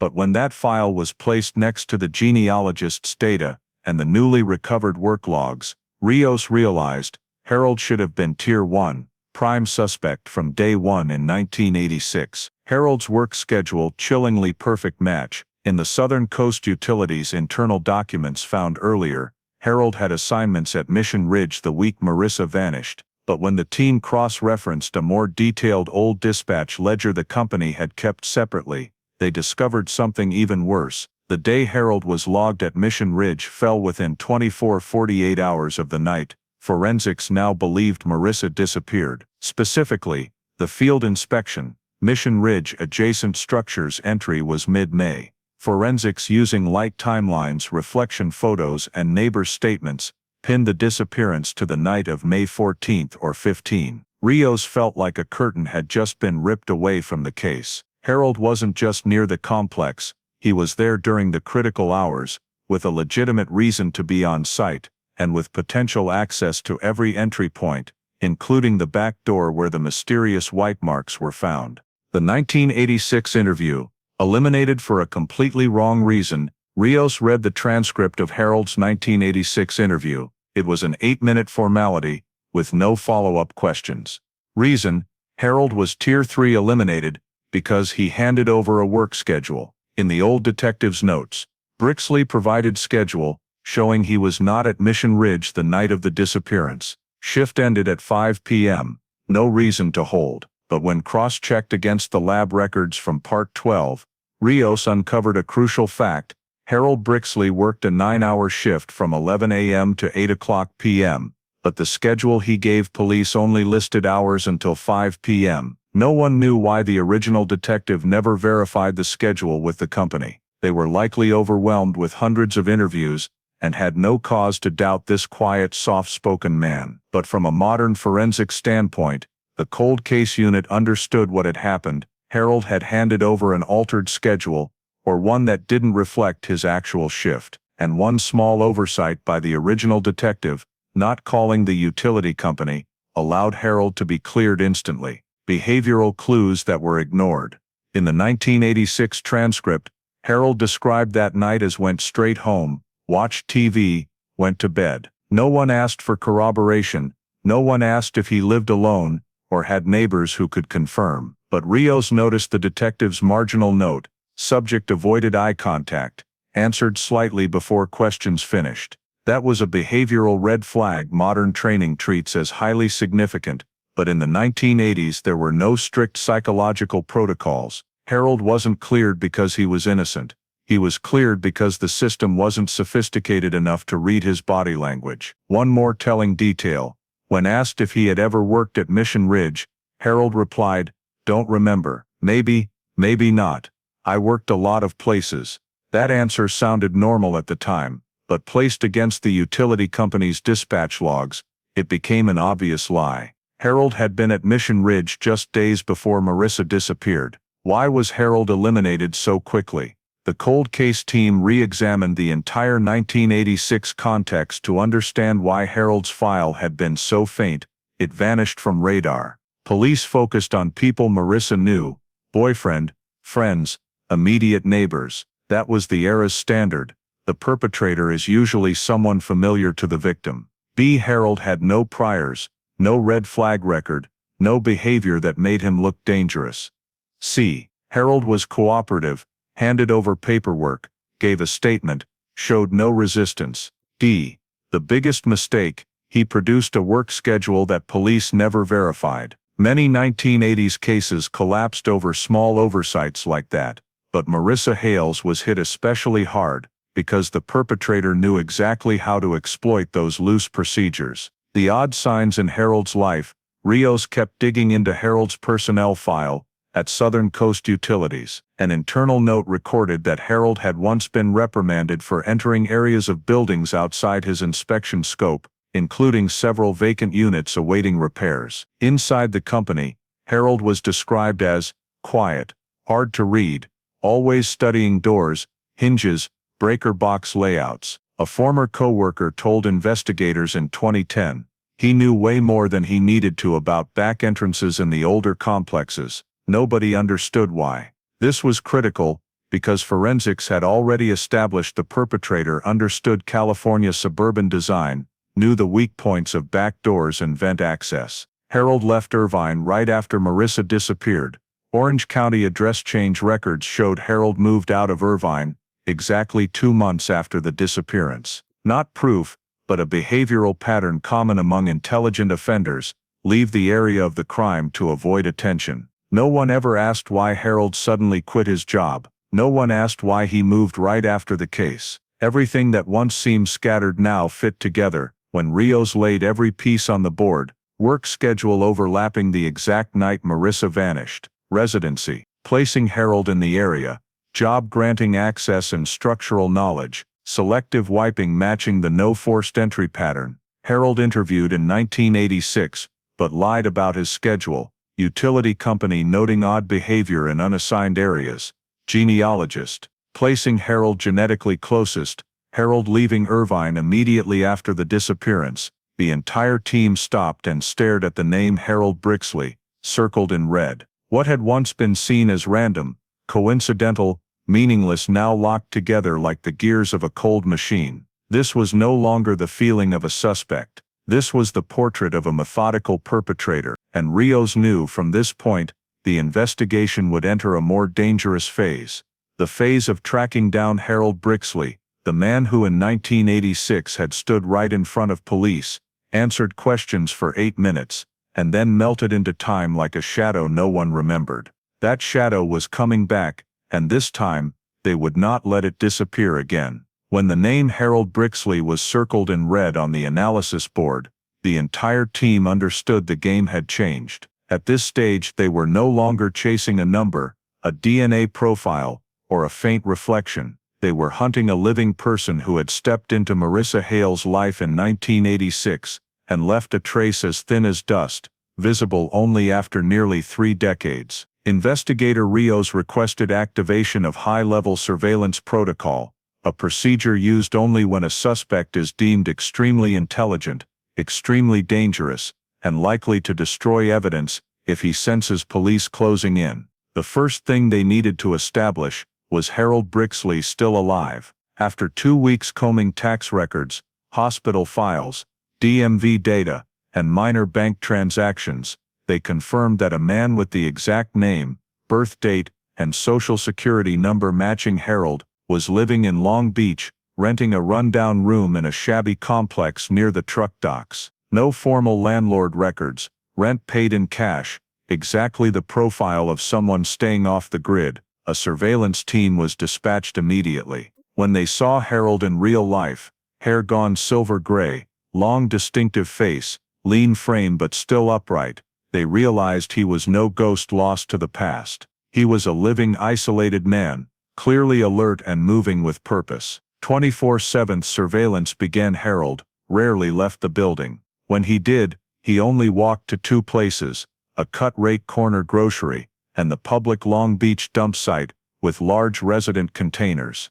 At first investigators thought he was just taking out trash like anyone else. Then they noticed Harold always carried small trash bags, the kind not used for household garbage, but for documents. One night, a surveillance officer radioed, "Subject is burning something behind the building. Looks like documents." not ordinary trash. Harold stood behind the complex, next to an old metal drum, feeding stacks of paper into the fire one by one. He wasn't burning clothes, electronics, or food waste. He was burning paper. Ash fragments swirled in the yellow light, each sheet a piece of his past he was trying to erase. Rios ordered, no approach, no confrontation.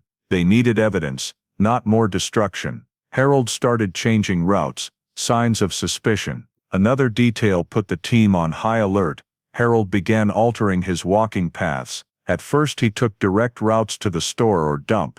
After a few days he suddenly detoured through alleys, doubled back, circled through industrial blocks, and returned by a different way. Classic counter-surveillance behavior, or simply the habit of someone who had committed a crime long ago and had lived long enough to stay paranoid.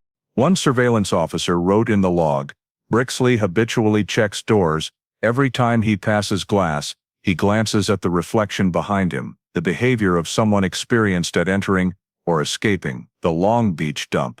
Where Harold disposed of his past by law, police couldn't search private trash without a warrant. But the public dump site, where Harold tossed his small bags, was not protected by privacy rights. Rios sent officers in at night, right after Harold left. Wearing gloves and using flashlights, they waited until he was gone, then opened the bags. Inside, shredded old documents, partially burned suburban apartment blueprints, notes on 1970s, 80s lock types, a Mission Ridge utility module list, printed 1984. This wasn't ordinary trash. This was Harold's past, his past that he was actively erasing. One bag made the entire team freeze, a piece of gray-blue fabric, almost identical to the fiber found mixed in the 1986 evidence.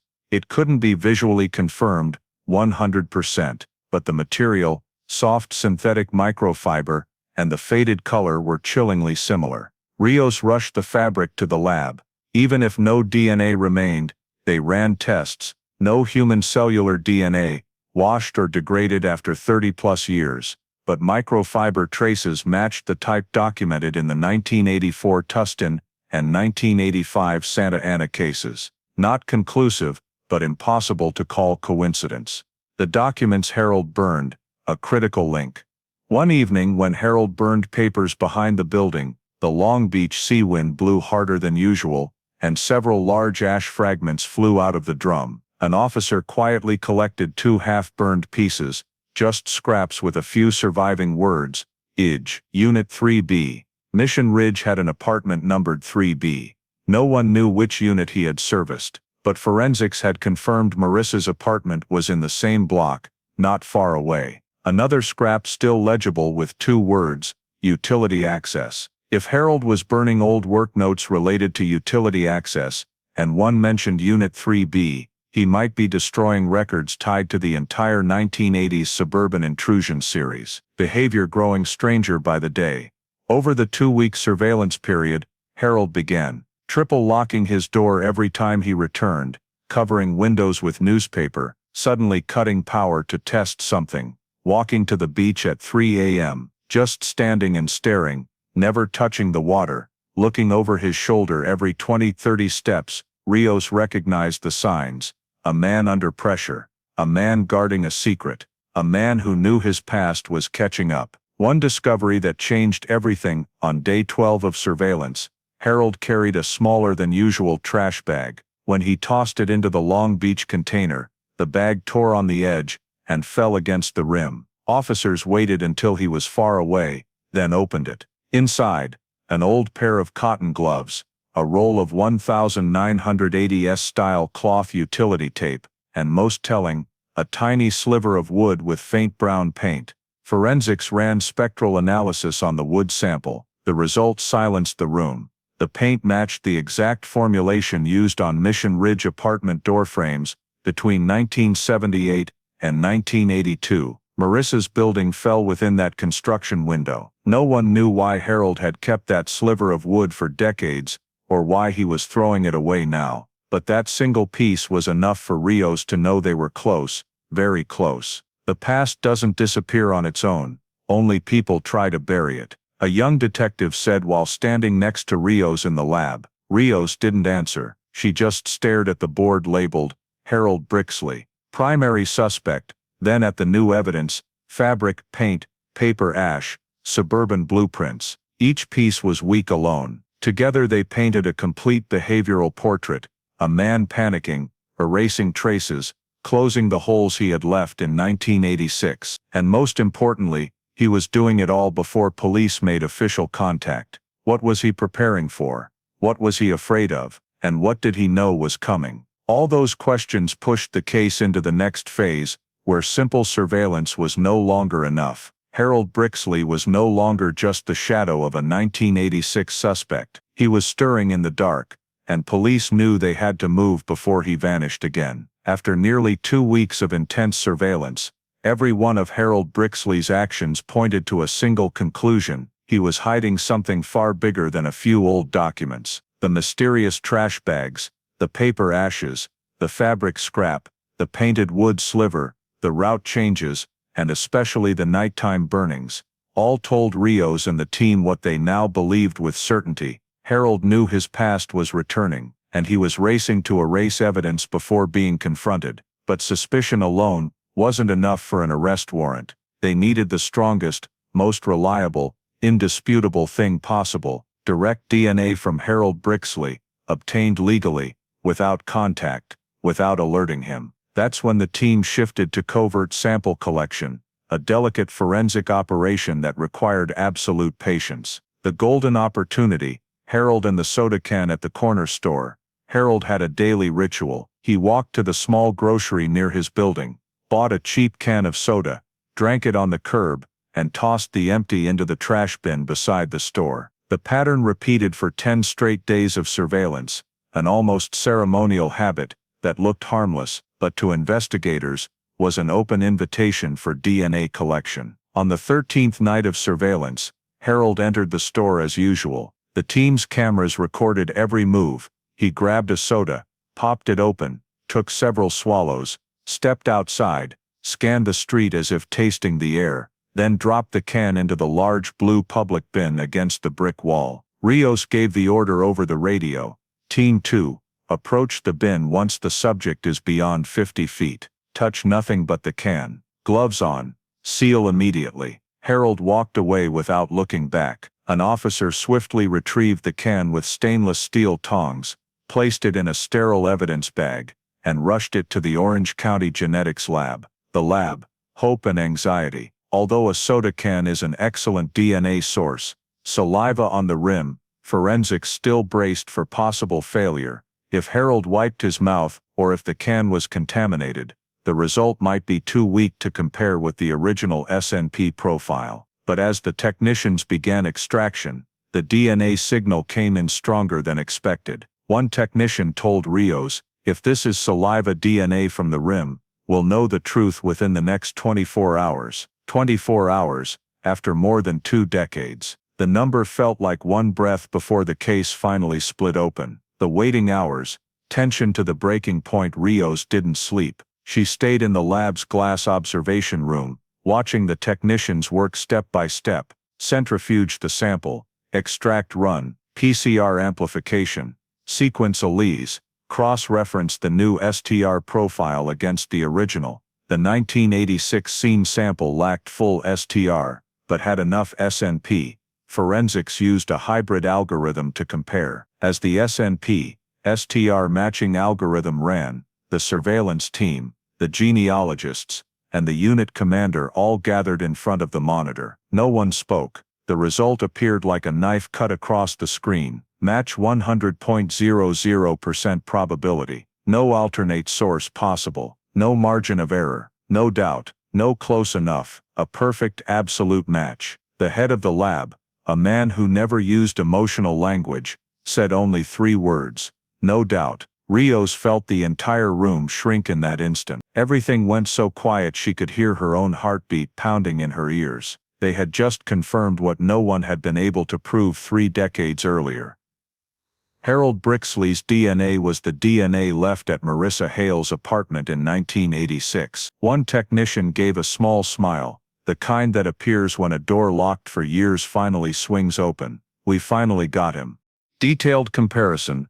The perpetrator profile takes shape. When forensics compared Harold's DNA to the scene sample, critical details emerged. Rare alleles matched exactly consistent with the Fresno-Bakersfield lineage. The chromosome 7 haplogroup was identical to the scene sample, the clearest genetic marker of the perpetrator.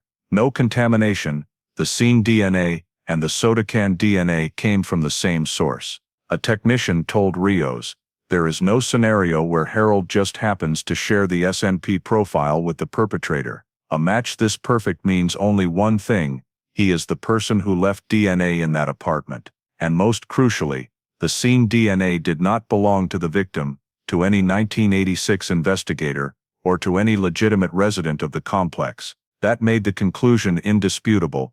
Harold Brixley entered Marissa Hale's apartment the night she vanished, and left biological trace. Rios wrote the final line in the report that so many investigators before her had been unable to write. Harold Brixley identified as source of crime scene DNA 1986. Probabilistic certainty, 100%. A period. No blank spaces left. The team's reaction relief mixed with even greater tension. No one celebrated. They knew the work was far from over. DNA was only the scientific conclusion. They still had to reconstruct the full behavioral picture, obtain search warrants, and prepare for the next step: confronting Harold, the man who had been erasing traces for over 30 years. One officer whispered in the briefing room, "He already knows we're close. If he feels anything, he'll run." Rios nodded. "And this time we don't get to let him disappear again." One more chilling detail: when forensics evaluated the degradation level of the scene sample, they noticed something no one had caught before. The DNA hadn't degraded naturally, it had been partially wiped away. The person who did that was very likely Harold himself, a man who understood how to clean a scene, yet still left just enough DNA for 2010, 2020 technology, but not enough for 1986 technology. He had tried to control the scene. He had tried to erase himself from the case, but a tiny fraction remained, just enough to come back and make everything collapse. Step by step toward the point of no return, the DNA had spoken. Science had spoken. Marissa Hale finally had someone named, after more than 3 decades. From that moment, Harold Brixley was no longer just a suspect. He was the perpetrator confirmed by DNA. But the case was not closed. Harold was still free. He was still burning documents. He was feeling the pressure and could vanish. And police knew, the next move they made could decide the entire case. When the DNA result came back at 100% probability, there was no doubt left to shield Harold Brixley. Everything had crossed the line from suspicion. This was no longer the quiet, mysterious man living in Long Beach. This was the perpetrator confirmed by forensic science, the person who walked into Marissa Hale's apartment in 1986. And from that night forward, she vanished, as if she had never existed. The agency knew they had no time left. Harold's recent behavior, burning documents, discarding paint-covered wood, changing routes, was the clear sign of someone preparing to flee or erase the last remnants of his past. Rios called an emergency meeting with the Orange County DA and the tactical team. One sentence from her was enough to silence the entire room. DNA confirmed. He knows we're close. We cannot wait. Arrest plan SWAT, instead of standard pickup. The prosecutor didn't need convincing. With direct DNA plus the chain of suspicious behavior, the arrest warrant was signed faster than any cold case in county history.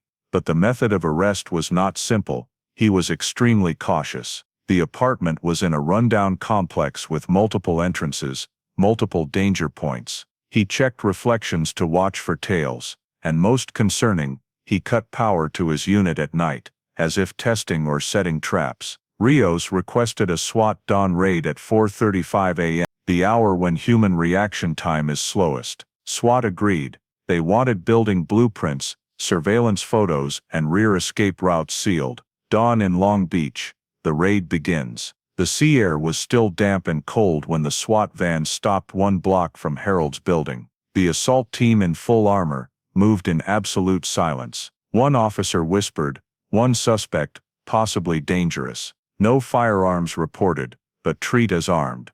Rios stood back, watching everything, hand on the radio. At exactly 4:35 a.m., the SWAT commander raised his fist. Boom! The door exploded inward under the metal ram. Shouted commands echoed. Police, search warrant. Don't move. No reaction, no running footsteps, no screams from inside. SWAT swept in. A pitch-black room lit only by flashlight beams cutting across peeling walls. In the bedroom they found Harold, sitting on the edge of the bed, as if he had known this hour would come. An officer barked, "Hands where we can see them." Harold raised his hands slowly, no resistance. His face showed no emotion, no fear, no surprise, only an eerie acceptance that sent chills down the spine. He was cuffed, Mirandized, and led out. As Harold passed Rios, he glanced at her once, an empty stare, as if no one lived behind those eyes. Search of the garage, the hiding place. The warrant covered the detached garage he rented 3 buildings away. When forensics opened the roll-up door, the abnormality was immediate. No car, no personal items, only a wooden table, a few cardboard boxes, and an old rusted metal cabinet locked with a padlock. When they cut the lock and opened the cabinet, they held their breath. Inside one, a 1980s style lock-picking kit, not modern locksmith tools. This was the type once issued to maintenance workers for jammed or internally locked doors, exactly the kind Harold could have obtained at Southern Coast Utilities. 2. 3 Orange County residential maps printed 1985, 1986, hand-marked with rear access points, utility runs, breaker box locations, back doors of suburban complexes. One map had Mission Ridge circled in red. 3. 2 small notebooks. One contained his real work schedule, entries perfectly matching the utility company logs, including the Mission Ridge inspection the week Marissa vanished. The other listed apartments with weaknesses, marked in letters. Marissa Hale's apartment was on the list.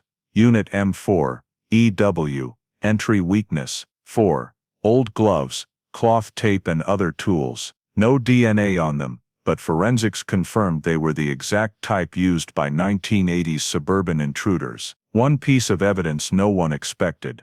At the bottom of the cabinet, forensics found a small cloth-wrapped box. With gloved hands they opened it, and saw an old brass key, worn teeth.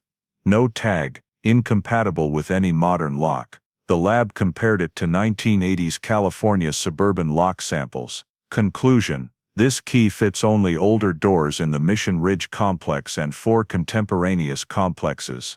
No one knew where Harold got that key. No one knew why he kept it for over 30 years, but it raised a terrifying possibility. The perpetrator may have entered Marissa's apartment without forcing the lock, because he had a key. Forensics declared, evidence sufficient for behavioral conclusion.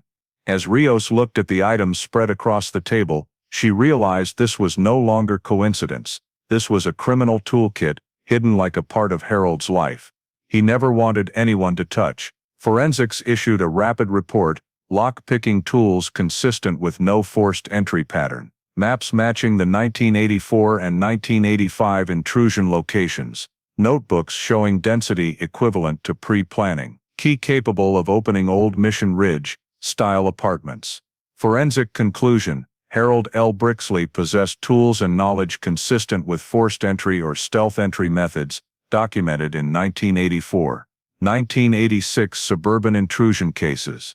No alternative explanation. Everything was now clear. Harold was not only the perpetrator by DNA, he was the perpetrator by method, behavior, physical evidence, and investigative logic. Harold loaded into the vehicle. SWAT gently pushed his head down as they placed him in the car. When the door slammed shut, Rios stood watching without a word. In that moment she thought one simple heartbreaking thing. If someone had just verified his work schedule in 1986, Marissa might have been found long ago. The arrest was successful, but the investigation was only moving into its next phase. The room, the garage, and that old key had only begun to open the door to a darker truth about Harold Brixley, and the night in 1986 that changed everything.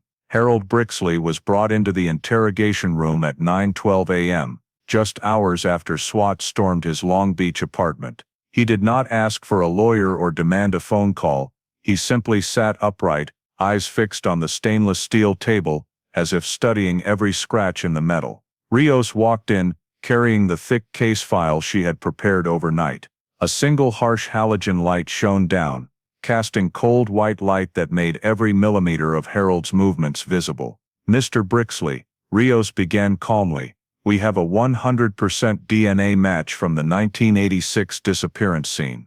The evidence in your garage confirms you were present at multiple suburban complexes where the 1984-1985 break-ins occurred. Do you have anything to say?" Harold looked up, meeting her eyes for the first time. No panic, no trembling. That put Rios on alert. Innocent people usually react strongly to an accusation. Career offenders do not. He answered slowly, "You're looking at the wrong man. There was someone else there that night." A classic opener. The line investigators have heard hundreds of times from suspects trying to build an escape route. Rios didn't react immediately. "You're saying there was a second person?"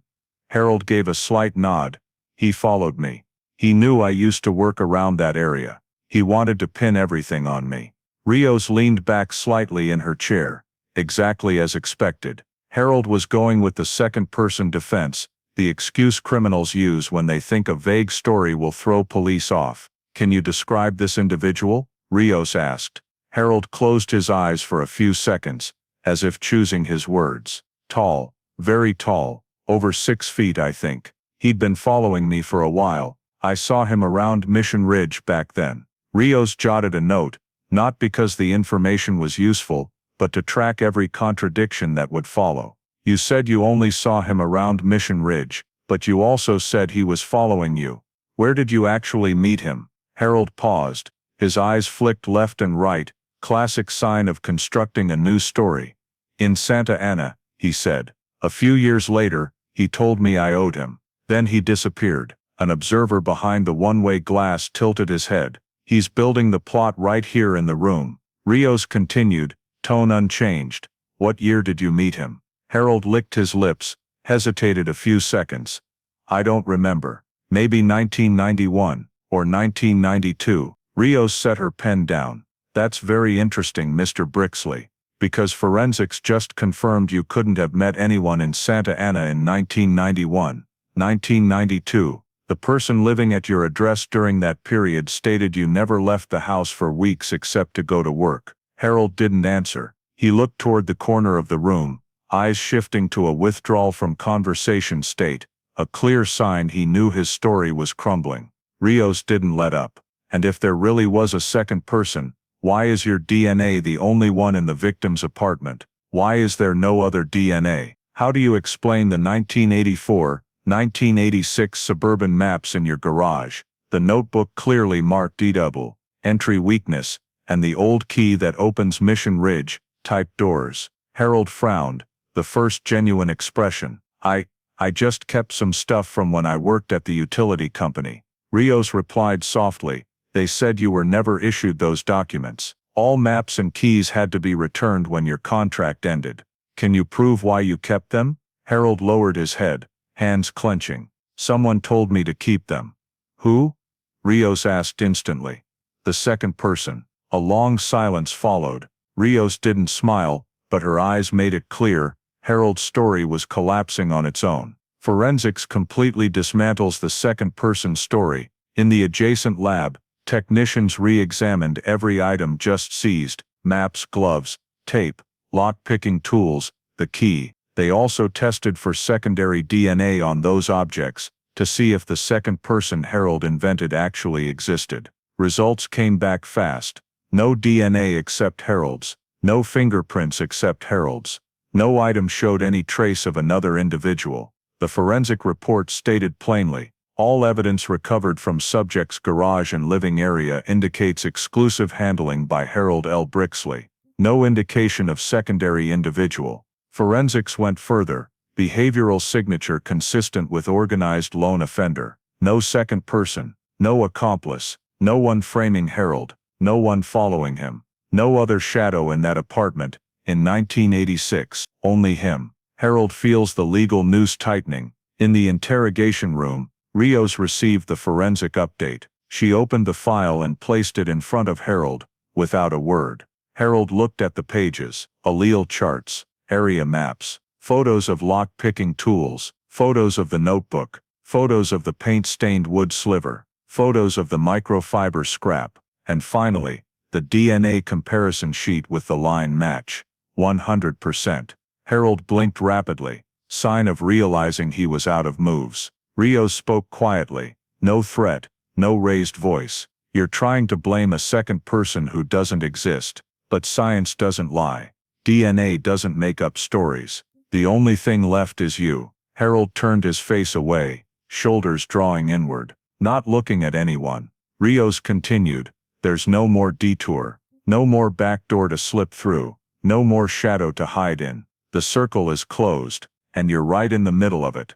Harold closed his eyes, a long tired exhale. No more resistance, no more fabricating, but no confession either. He said only one sentence, voice cold as steel, you don't understand. It wasn't just me. Rios stood, gathering the file. We understand more than you think.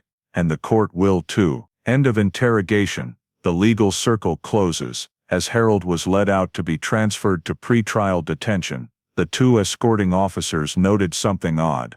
Harold asked no questions about the charges. He didn't ask about Marissa. He didn't ask for a lawyer. He asked nothing related to proving his innocence. That is not the behavior of someone trying to prove he didn't do it. That is the behavior of someone who has nothing left to hold on to. Rios knew perfectly well, the day Harold tried to invent the second person was the day he lost his last chance to save himself. The legal net was now completely closed. Harold had nowhere left to hide, in stories, in evidence, or in the darkness of the past. The case now officially moved into the phase, crime reconstruction, and preparation for prosecution. Once the interrogation ended, and Harold Brixley was transferred to detention, the next phase no longer belonged solely to the investigative team. It passed to the Orange County District Attorney's Office and the specialized unit that handles homicide without a body. One of the toughest case types in American criminal law. No body, no victim DNA at the scene proving injury, no confirmed time of death. But for the DA's office, that was no longer an absolute barrier. They knew they had a file strong enough to argue Marissa Hale was murdered, even though 3 decades had passed without anyone finding her remains. No body, but definitely not no case. California law does not require a corpse to charge homicide. Precedent had been set since the 1960s. If prosecutors can prove 3 elements: 1, the victim is dead; 2, the death resulted from the defendant's criminal act; 3, the defendant is the person who committed that act. Harold's file, built on DNA intrusion behavior, physical evidence, notebooks, suburban maps, and his 1986 lies, provided the foundation for all 3. Chief Deputy DA Elena Partridge formed a special legal task force to reconstruct the full timeline, forensic chain, and Harold's behavioral map. Building the forensic map, stringing together 30 years of evidence, we have to prove not just that he was there, Partridge said in the first meeting, but that he entered the apartment, committed a violent act, and the victim could not have survived the event. Forensics began constructing a forensic map, a comprehensive overlay, connecting every physical piece of evidence to timeline and behavior. The forensic map had 6 layers. Layer 1, DNA layer, scene SNP 100% match with DNA from Harold's soda can 48 hours ago. No viable secondary DNA source. Scene sample located at the back door entry point. Layer 2, entry method layer, Harold's lock-picking tools match microscopic scratches found on the 1986 door frame. 1980s brass key fits Mission Ridge locks. Notebook explicitly notes, EW, entry weakness for that era's architecture. Layer 3, presence layer, work schedule confirms Harold at Mission Ridge the exact week of the crime. Maps recovered from garage clearly mark building M4. Original 1986 photos show a silhouette in the exact area Harold used for his work route. Layer 4, behavioral layer, Harold burning old utility documents related to suburban electrical systems, discarding gloves, microfiber cloth, paint-matched wood sliver from Mission Ridge, changing routes, checking reflections, signs of someone aware of surveillance. Layer 5, victimology. Layer, Marissa never left the apartment. No signs of voluntary departure, purse, car, clothes, documents all left behind. No financial communication or travel activity after the night she vanished. Layer 6, negative evidence. Layer, no evidence Marissa survived past the night of May 14, 15, 1986. No witnesses ever saw her again. No medical, shopping, banking, or employment records. Apartment showed no signs of planned or voluntary departure. When the forensic map was complete, it was no longer a collection of scattered points. It was a logical roadmap leading straight from Harold to Marissa's apartment on the night she disappeared. Legal argument: the victim is dead. The hardest part of a no-body homicide is proving the victim is no longer alive. Prosecutors presented 5 groups of arguments. 1.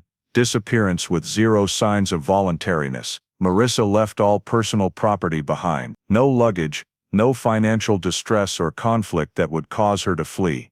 No signs of depression or planned escape. 2. No life activity for 36 years. 0. Hospital records, employment records, tax filings, social security number usage, attempts to contact anyone. Under California law, these facts are strong evidence of death. 3. Circumstances of disappearance contain violence, targeted intrusion, evidence of cleanup. No indication Marissa left the apartment safely. 4. Offender engaged in post-crime concealment. Burning and discarding evidence is typically linked to homicide, not kidnapping for ransom or holding. 5. Harold's DNA inside the apartment. No lawful reason. Harold did not know Marissa. No work reason to enter her unit. His DNA appeared only at the entry point. Legal argument: the perpetrator is Harold Brixley. D.A. Partridge demanded a master report placing Harold at the center of all data. The report included: 1 DNA 1 source match 100% impossible to dismiss, impossible to explain away, impossible to fake. 2 exclusive physical evidence, lock-picking tools, marked suburban maps, brass key-fitting Mission Ridge doors, notebook planning intrusions. No one except Harold possessed these items. 3 evidence destruction and burning behavior. This constitutes consciousness of guilt, legally admissible in court as evidence of guilt. 4 false statements in 1986, lied about his work schedule, concealed his presence at Mission Ridge, denied being in the area. 5 fabricated claim of a second person, completely debunked by forensic analysis. The prosecution formalizes the indictment. By the end of the second week after Harold's arrest, Partridge approved the full charging document. Count 1, murder, PC 187. Count 2, kidnapping with intent, PC 209. Count 3, burglary, with intent to commit a felony, PC 459. The murder charge was filed as first degree, even without a body, based on unlawful entry, evidence of concealment, scene DNA, cleanup behavior. A legal consultant remarked, "We have everything needed to crack a 36-year-old cold case. This is one of the strongest no-body homicide files I've ever seen." The legal circle is closed. Rio stood in front of the forensic map in the office. Every layer, DNA, notebooks, maps, tools, timeline behavior, formed a perfect circle. At the center was Harold Brixley, and beside him, the faint silhouette of Marissa Hale, the last person anyone saw on the night of May 14, 1986. She whispered, "We're finally bringing her home." The case entered its final phase. No more doubt. Only prosecution, justice, and the truth drawing very near. Harold Brixley's trial moved faster than any cold case in Orange County history. Not because of a lack of legal argument. On the contrary, the file was so massive, it took 3 trucks to haul the forensic reports, genealogy records, behavioral maps, and physical evidence. But the sheer weight of each piece made Harold's public defender realize that even if they went to a jury, the outcome would still be a heavy sentence with 0 chance of reversal. 100% DNA match, crime tools in the garage, hand-marked suburban maps, suspicious work logs, document destruction, and most critically, no evidence Marissa Hale was alive after the night of May 14, 1986. Before the preliminary hearing, Harold's public defender made an unexpected offer. Harold Brixley wanted to plead guilty in exchange for life without parole, avoiding the death penalty. DA Elena Partridge, New California still allowed death for first-degree murder with special circumstances, and this case had them all.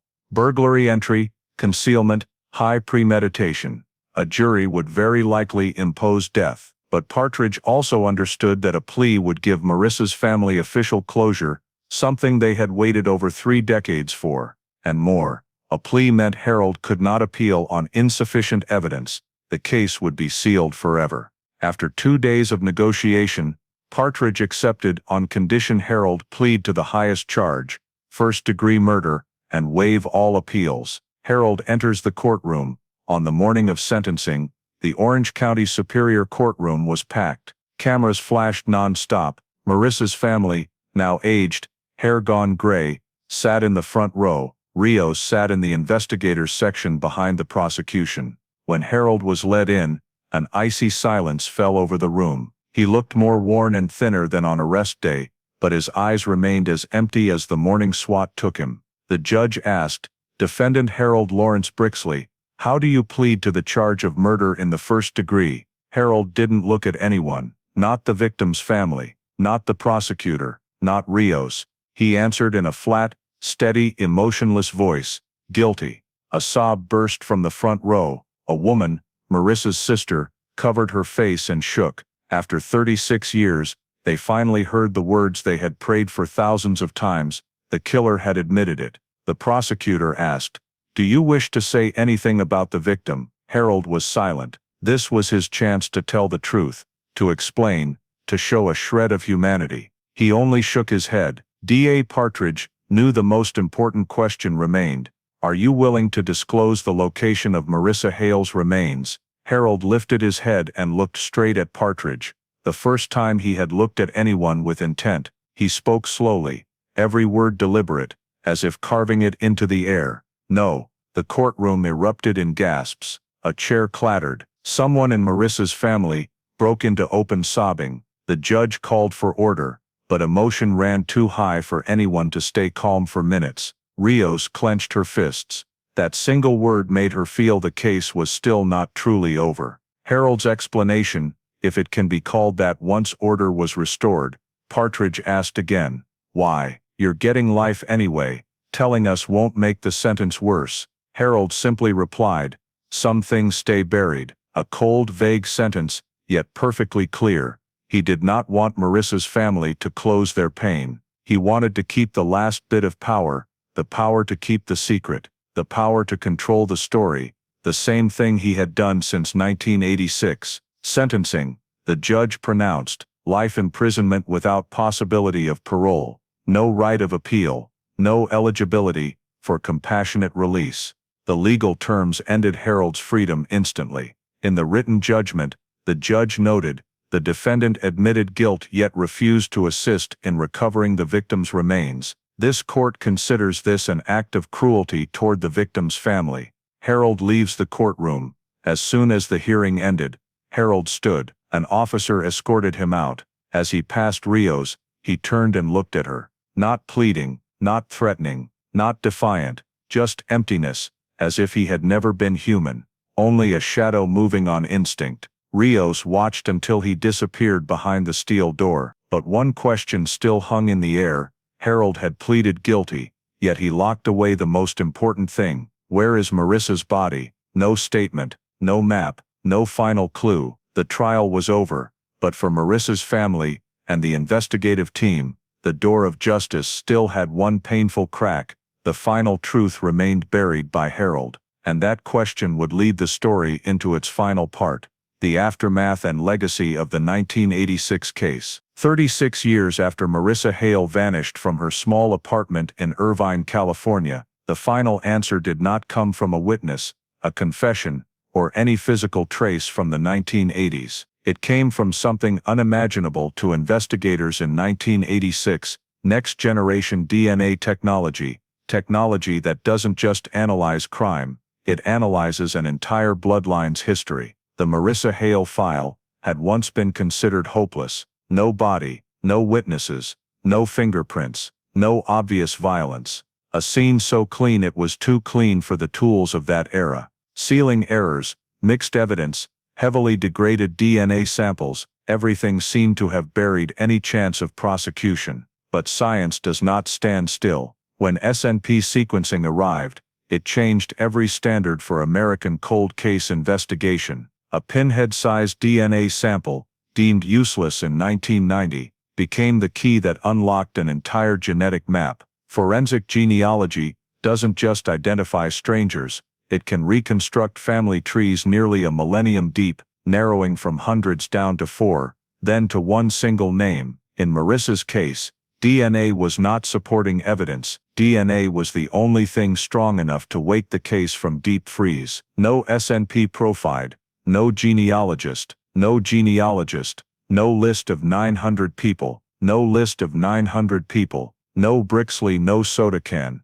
no 100% match. The entire case, from the reflection photos to the paint-stained wood sliver, from the notebook to the suburban maps, only gained meaning when science placed the correct perpetrator at the center. Science, the compass of cold cases. After the trial, the Orange County investigators could not hide their mix of emotion and pride. What they did was not merely solve a case, they proved a cold case is not a dead case. A cold case is only a case waiting for the right moment, and that moment comes from technology, next-generation DNA, forensic genealogy, digital photo enhancement, microfiber analysis, behavioral mapping. Those tools dragged a 1986 crime into the 21st century and placed it before justice as if it had happened yesterday. Lessons for law enforcement across America. The Marissa Hale case is now taught in many police academies, with 3 unforgettable lessons. Lesson 1. No evidence does not mean no perpetrator. The 1980s believed that no blood and no prints meant no way in, but a perpetrator can enter without leaving anything, or leave something science couldn't yet read. Lesson 2. Old evidence never expires. The tiniest DNA fragment, the blurriest photo corner, the smallest wood chip, any of it can become gold evidence if technology advances another 10 or 20 years. Today's investigators are taught store everything. What is useless today may be tomorrow's breakthrough. Lesson 3. Even the smartest offender cannot outrun time. Harold Brixley wiped doors, erased traces, changed routes, burned documents, and hid for 3 decades. But there was one thing he couldn't calculate. Science grows faster than his secret. Time is not the killer's ally. Time is justice's ally. An open ending, but justice is closed. Harold Brixley died in prison without ever revealing Marissa's remains. For her family, that pain was never fully healed. But one thing kept them standing. They know who was responsible. They know the truth is no longer in darkness, and they know justice finally came. An official at the case closing press conference said the line repeated for weeks afterward. Not every case needs a witness. Some cases only need time and DNA, and the Marissa Hale case is the strongest proof of that. The story of Marissa Hale's disappearance and Harold Brixley being unmasked after more than 3 decades is not just a chilling true crime tale, it is a mirror for America today, about responsibility, faith in science, and how we treat invisible victims. We see an America of 1986 with still loose investigative procedures. Detectives trusted Brixley's photocopied schedule without cross-checking the utility company, clearing him after an 8-minute interview. It is a reminder to today's society, carelessness, the "I think it'll be fine" attitude in any system, from police to hospitals to schools, can let the next Harold Brixley slip through. We also see the value of long-term trust in science. A pinhead-sized DNA speck on the floor, once dismissed as useless, ultimately became the key that SNP sequencing and genealogy used to draw a 900-person tree and point to one name.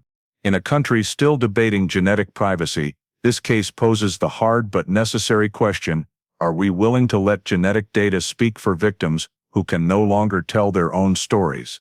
And on the other side are Marissa's family, living in the silence between no body and a heart that knows their daughter is gone.